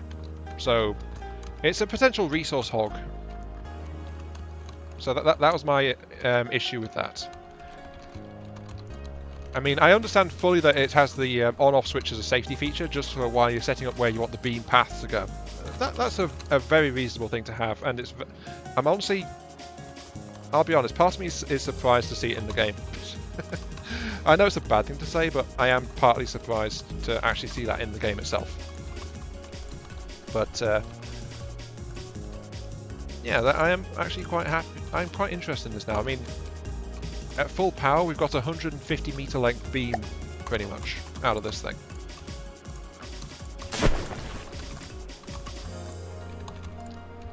Though that said, there is one thing that I'm not quite sure about, which I want to actually check. Let's delete that, so that's linked back to there. What happens if I connect it to that? Can I connect it to that? No. Does it need to be on an active tube? So I think it's got to be something that's connected at least. So now I can connect that one up to the other one. Yep. But my next issue is that we've got this beam highlight going on from that one, and I can't reverse the direction on it because that one is now occupied, so I can't link it back. So my thought is, can I connect it back to a particle input? Or a particle terminator tube even. Just something that caps off the beam.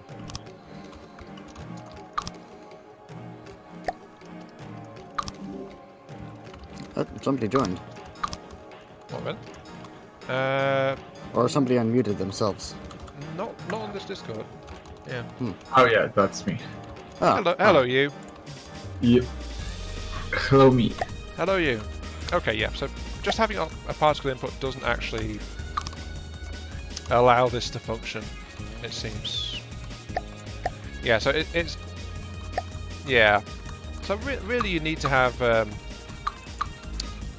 clear path to the main cannon, or you're going to have a permanent line, it seems, of some kind. Unless I can figure out a way around it, like make it really short range or something. Alright. Even then, there's still a link. Hey, Aeon, quick question. Yeah. How do I make a munitions detector system that can detect APS shells? Just build a regular munitions detector. Honestly. Okay, well, I've built LAMS systems in the past, but they've only worked against Cram missiles, not APS shells. APS shells are picked up by munition warners just like everything else. It's just like most APS shells are going much faster and they're also much smaller. Ah. And they also don't have built-in heat sources like a missile does. So APS in general are much harder to pick up than a really big fat cram or a really hot missile. In short, have a lot of munition detectors. Pretty much, yeah. Hello, Hertzmeister. Okay. Welcome to the stream. Turn the emitter off. Turn the other emitter off. Yeah, Harry, the thing is it starts off. So that green pathfinding beam is there permanently, it seems.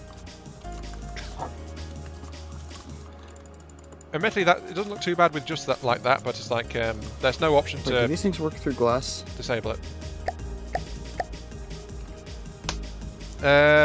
Yeah, munition warners do work through glass, I believe. Make 3 and hook 1 to 2, 2 to 3, and 3 to 1. Okay, yeah, I'll try that, Clint. Let's since we're poking around in this system, we might as well give it a shot.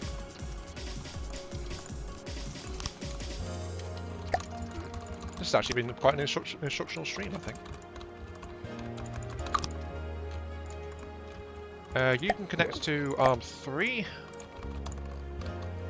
Okay, so now can arm 3 connect to arm 1, or is that count as occupied?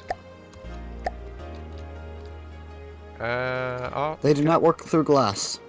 It doesn't? No, it does not. Sorry about that, I thought it did. Okay. It's alright. Okay, this is odd. For some reason, that time I could back them up.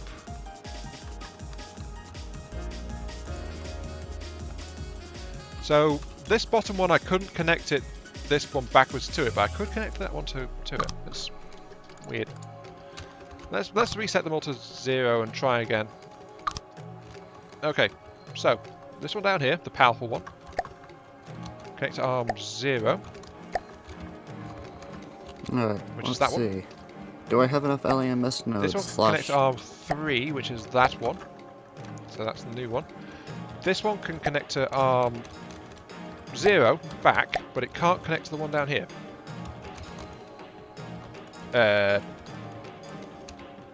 Is it? Is it because it's more powerful?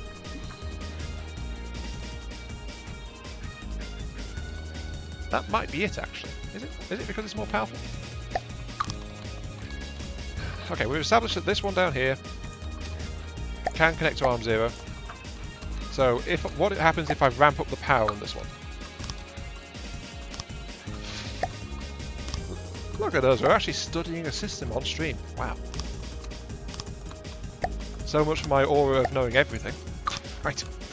Okay, that one is now active and live. This one can still connect to arm 0. Okay, I'm just confused now. Yeah, size of pipe doesn't seem to have any effect. Also, hello Raz, welcome to the stream. Rear output behaves differently from side outputs. That's the only reason I can think of, honestly.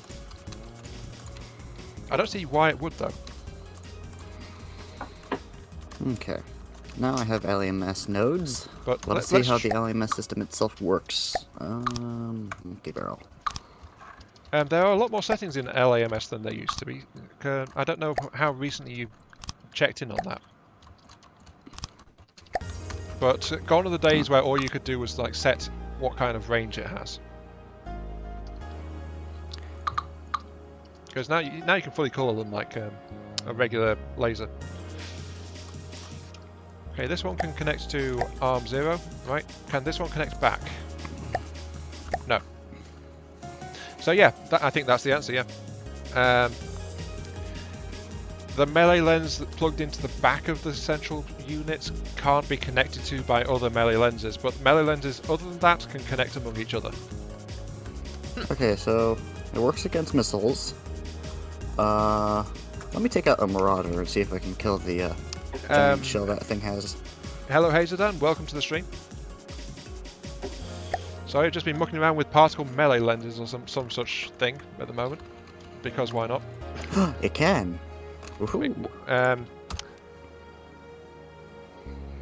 What about River Home? Still can't tell a CIWS to ignore torpedoes and only fire at torpedoes. Can't you? Honestly, I've never really used it that much, I must admit. There it is, anti-missile. Angle. Ooh, I already one of my lost turrets this just got angle. nailed. Speed. Range. Yeah, you're right. There's nothing in here about height of the weapon. Unless... Raz, can you tell it... You can still restrict the weapon system that the weapon controller is controlling, though, can't you? So you could restrict that so it won't try to engage the type of target you don't want it to.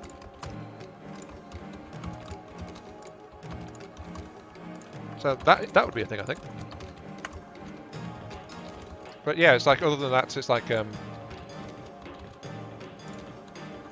angle to engage, miss angle. Yeah, there's nothing here related to altitude of the targeted projectile. So, though that said, munition mortars can't pick up torpedoes, though, can they? You need a No, passive they can't because they don't work underwater. I mean, even if they're above water. So. But you can place passive, how they call it? Yeah, passive sonar. Sonars, yeah. That's what I was about to say, yeah. But, they're gonna detect them. yeah, I was just thinking that, but that's detection of the munition, it's not the firing control, so forget that. I was going off on a tangent that turned out to be a dead end. Well, you can counter torpedoes by dropping sonar simulators. That's true, and they might fall for it too. Yeah. Okay. Yeah, but, yeah, Clint. That's how it looks. The side can web to each other. A rear port connection can't web. Is that a harpoon? Yeah. It can't be web 2. That's the thing. So, quick update. LAMSs can engage torpedoes. Oh yeah, yeah. I knew that. They can do that, and I think that's part of what Raz was on about. It's like trying to restrict what they can and can't engage. Yeah, you can select do they engage torpedoes, missiles, or torpedoes and missiles. Oh wait, you can. Yeah, and well, actually, underwater targets and above water targets, the diameter of shells and missiles, or crams, or APS, if I'm correct. Max diam, min diam. Yeah. No, wait, no. We were talking about LAMs, yeah? Yeah, Or you no? can't tell it to distinguish between torpedoes and missiles, but you can tell it to go above or below water only. Yeah, which basically means torpedoes for most part. True. So there is a way around. It's not quite what Raz was talking about, but yeah, it's definitely a thing in all the new settings that you've got in these AMS ones. Well, not new. They've been there for ages. It's just I've never really looked at them. So yeah, there we go.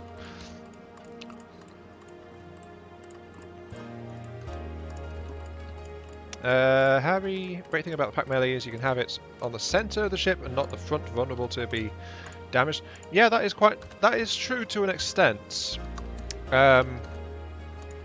It depends on the path, because I think it'll work with a 90-degree turn on the emitters. So that's why I think right now it'll work with a 90-degree turn on the emitters, but it probably won't work on a 180.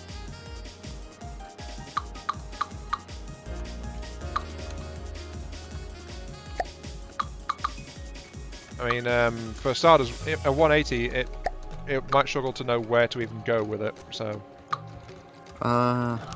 Question: should I use Q switches for LAMSs? Yeah. Because How flat out many? it'll do more damage. Ah. So it'll be more reliable if it hits the target. Okay, so that's what it looks like with all 90s. Looks a bit like an egg whisk, actually. Dammer, we've just been talking about that. The CIWS can't tell the difference between missiles and torpedoes. Or at least the AI block can't. That's what you're talking about. Right, so let's see. You can connect to 0, 2, and 3. Okay, so I think that might be... Is that port 1 on the side there? No, that's port 1. No. Okay, what happens if I connect to port 2? It goes straight through the block. Okay, I get the feeling that that is a melee pack line we do not want to actually activate. Because it'll blow itself up.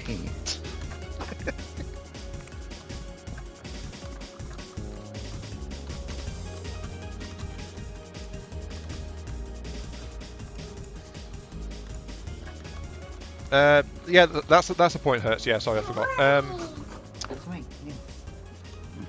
Cogula, are you the one working on lambs at the moment? Yeah. Yeah, Hertzmeister reminded me of something.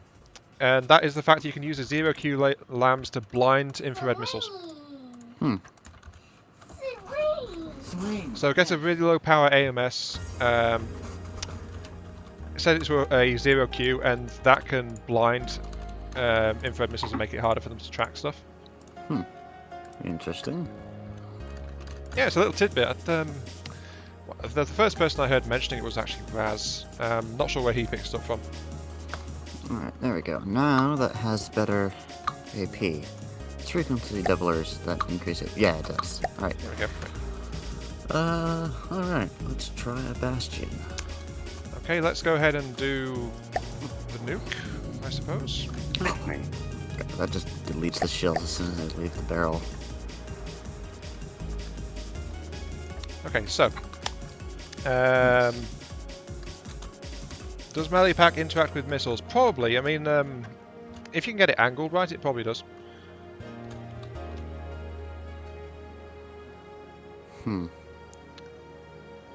Change the angle of the emitters. Yeah, you can do that, Harry. Yeah, that would shift the beam around.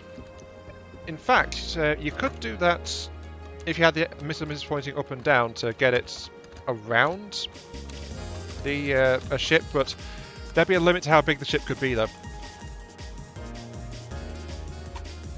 But yeah, that would let you use 180-degree emitters. You make a good point. Now then, this was I think it was Chaoszilla or something.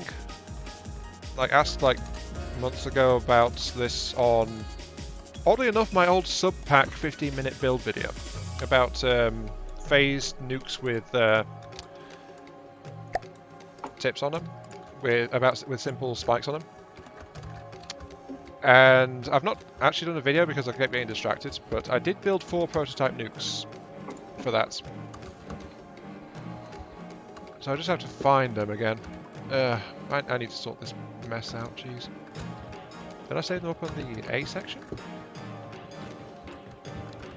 C's, A's... Yeah, here we go. Right, okay. So I built 4 prototype nukes, and these are, I think, the first nukes I've ever built, honestly. So forgiveness if they're a bit rough around the edges, please. But we're going to wind up with Cannibal's requested melee weapon, the nuclear warhead. Because reasons. So, yes. The first one I tried was to build was a phasic nuke, which is the most expensive, only just. So let's let that thing go. So yeah, this is my version of a nuclear missile, everyone. For better or worse. So, this thing, I decided not to mix like the phase system with the spikes. I wanted to try just phasing. So this is the one that showed me that you can no longer phase into an enemy vehicle. This thing, the phasing just like helps it get really close or press up against it more than anything else. That should be enough energy. But yeah, if we have a look inside, it's 5 nukes. There's the warp rod all along it. And just like thrusters to control it and stuff like that. And some ACBs at the front for helping to ignite stuff. But yeah, this thing is like just spawn it in, throw away kind of thing. It has bombing run and charge modes. It starts off on bombing run to close in on the target at a fixed altitude. And then when it gets close, there is an ACB here which switches it over to charge mode, and that's when it dives and goes straight for the enemy. So that's something that I updated since Trekker Joe's design, because I looked at Trekker Joe's before doing these, and Joe's was ACB controlled. I tried it and it wasn't working properly, so I tried to do it with the AI settings, and this seems to work pretty well while I was building it. So if it still works, that remains to be seen. But yeah, off it goes. Right now it's in bombing mode, quite happy, charging towards it. It does go straight line, so it's not trying to dodge or anything, so it could get shot down. But then when it gets close enough, it does this little flick as it switches mode into charge, and then it realizes and it dives straight for it.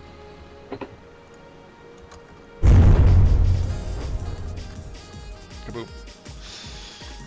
Don't think you saw it there, but it did try to phase when it got right up to the target. That's why the game lagged a little bit. But as I said, phase, it just presses it up against the hull, so it doesn't dig in at all. So that's why I think phasic nukes as they used to be, like in the years gone past, don't exist anymore. Anyway, moving on. The next one is the steam nuke, which is again attempting to use the steam drills. I have to actually spawn this one a bit further away. And that's because it needs time for the steam system to build up power.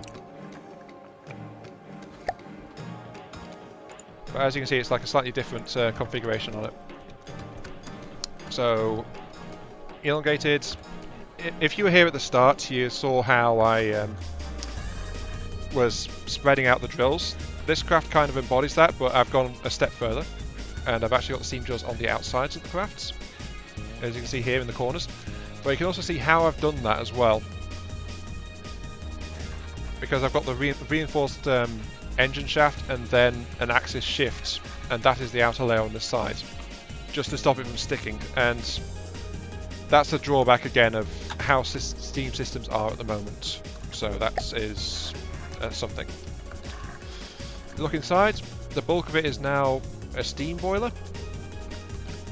So that provides the power for the steam engine. The steam pistons are overlapped a little bit, and that's part of the reason for its bulk. But they're all connected underneath there.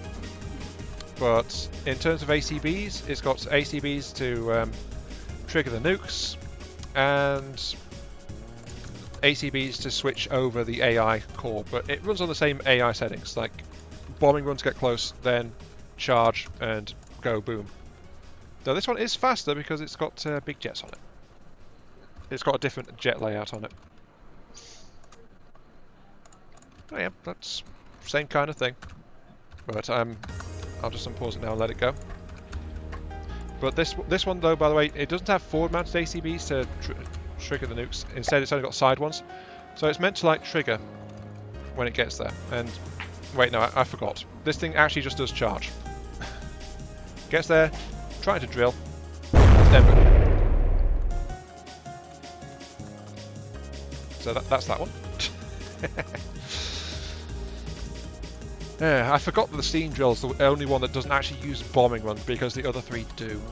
So apologies about that. I didn't mean to mislead anyone.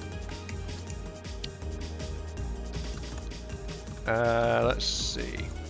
Next one would be the simple, so-called, which is the cheapest, though it's still somewhat pricey. And that's because I built it a bit different. It's got a light alloy rim, so contact damage will trigger the nukes. And then it's got an RTG power system just to let it get running. The main difference is that this thing actually carries 7 nukes rather than 5 in all the other types. So, yeah, you know, more power, I suppose, more thorough destruction. But that's the thing, so, yeah, off it goes.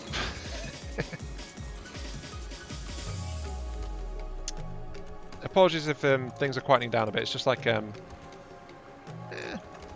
think we're about at the end of the stream, so yeah.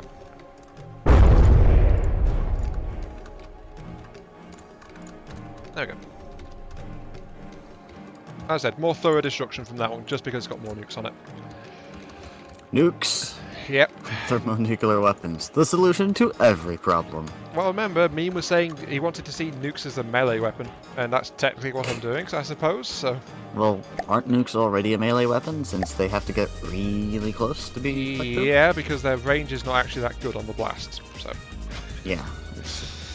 Okay. They have a fairly small blast radius, all things considered. Yeah, and the last one is a bit of an odd one, because I just took the simple hull and then retrofitted a big drill on the front, like Damodoc's drill torpedoes from earlier. So it's got a heavy armor drill tip on it, which is to dig its way in, and then like the steam nuke, it's got ACB sides in the sides to trigger the nukes once it's actually dug into its target. Another oddity of this thing is I've had to install 4 jets. As you can see, it's actually not, it's asymmetrical. There are 4 jets just to roll the craft to the right. And that's because of the sheer momentum of that drill throws this entire nuke off balance. So, yeah. That's why there's some odd jet plumes on it. It's so unstable it needed them to even fly properly. Well, on the other hand, this one is actually the best one for digging in, from what I've seen. This simple ram-based one. Just because the simple rams are better at doing it than the drilled version was. Uh-huh.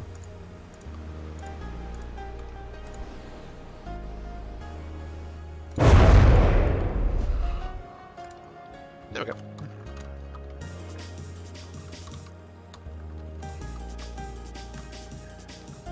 go. Mean says...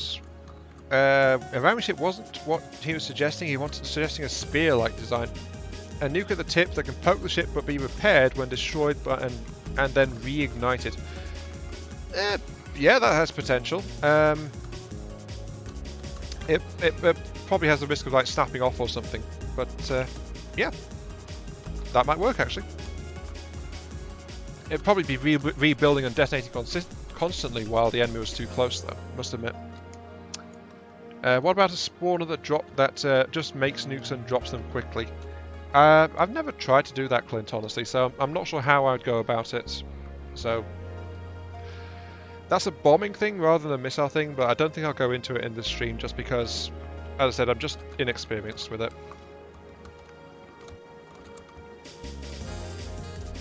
But yeah, I think I'm going to call it there though, guys, because the stream's been going on for over 3 hours now, so my voice is hurting. It's like 3.5 hours-ish of me constantly waffling on because the voices in the chat have not been doing their part to pick up the load. Curse you, smoky spirits. Yeah, them. Yeah.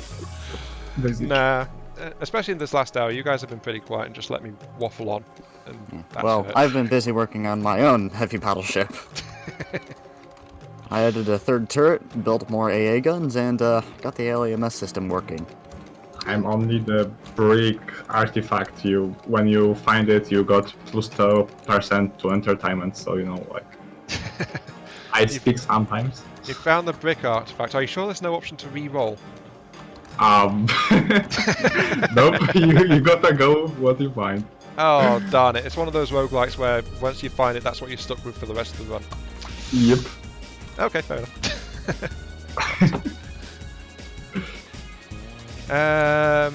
But yeah, Harry says, haven't seen any pack melee, would like to see it. Yeah, I think it has been fixed a little bit since it was introduced, but both laser and pack melee, I really feel like they've been forgotten and left by the wayside by nearly everyone. I mean, Brick, was it you that was surprised to hear there was even steam melee in the game? Or was that Cogula? I knew there were steam melee weapons. I've just never found a use for them because getting a steam weapon like that is yeah, I feel like again it's like expensive. Something that has been generally forgotten about. But yeah, that has been just like a random building video that turned into a almost purely melee focused video, so there we go. But with that, everyone, I think I'm going to bid you good night. So this has been Iron Mark 3. Thank you all very much for watching. I hope you guys have enjoyed the show, and thank you to Brick and Cogula for keeping me company in this place, and Dammer while he was here briefly earlier too. And I'll catch you all some other time. Alright. Say good night, guys. See ya. Good night. Did you have to do it that way? Sounds like you were trying to creep up on someone.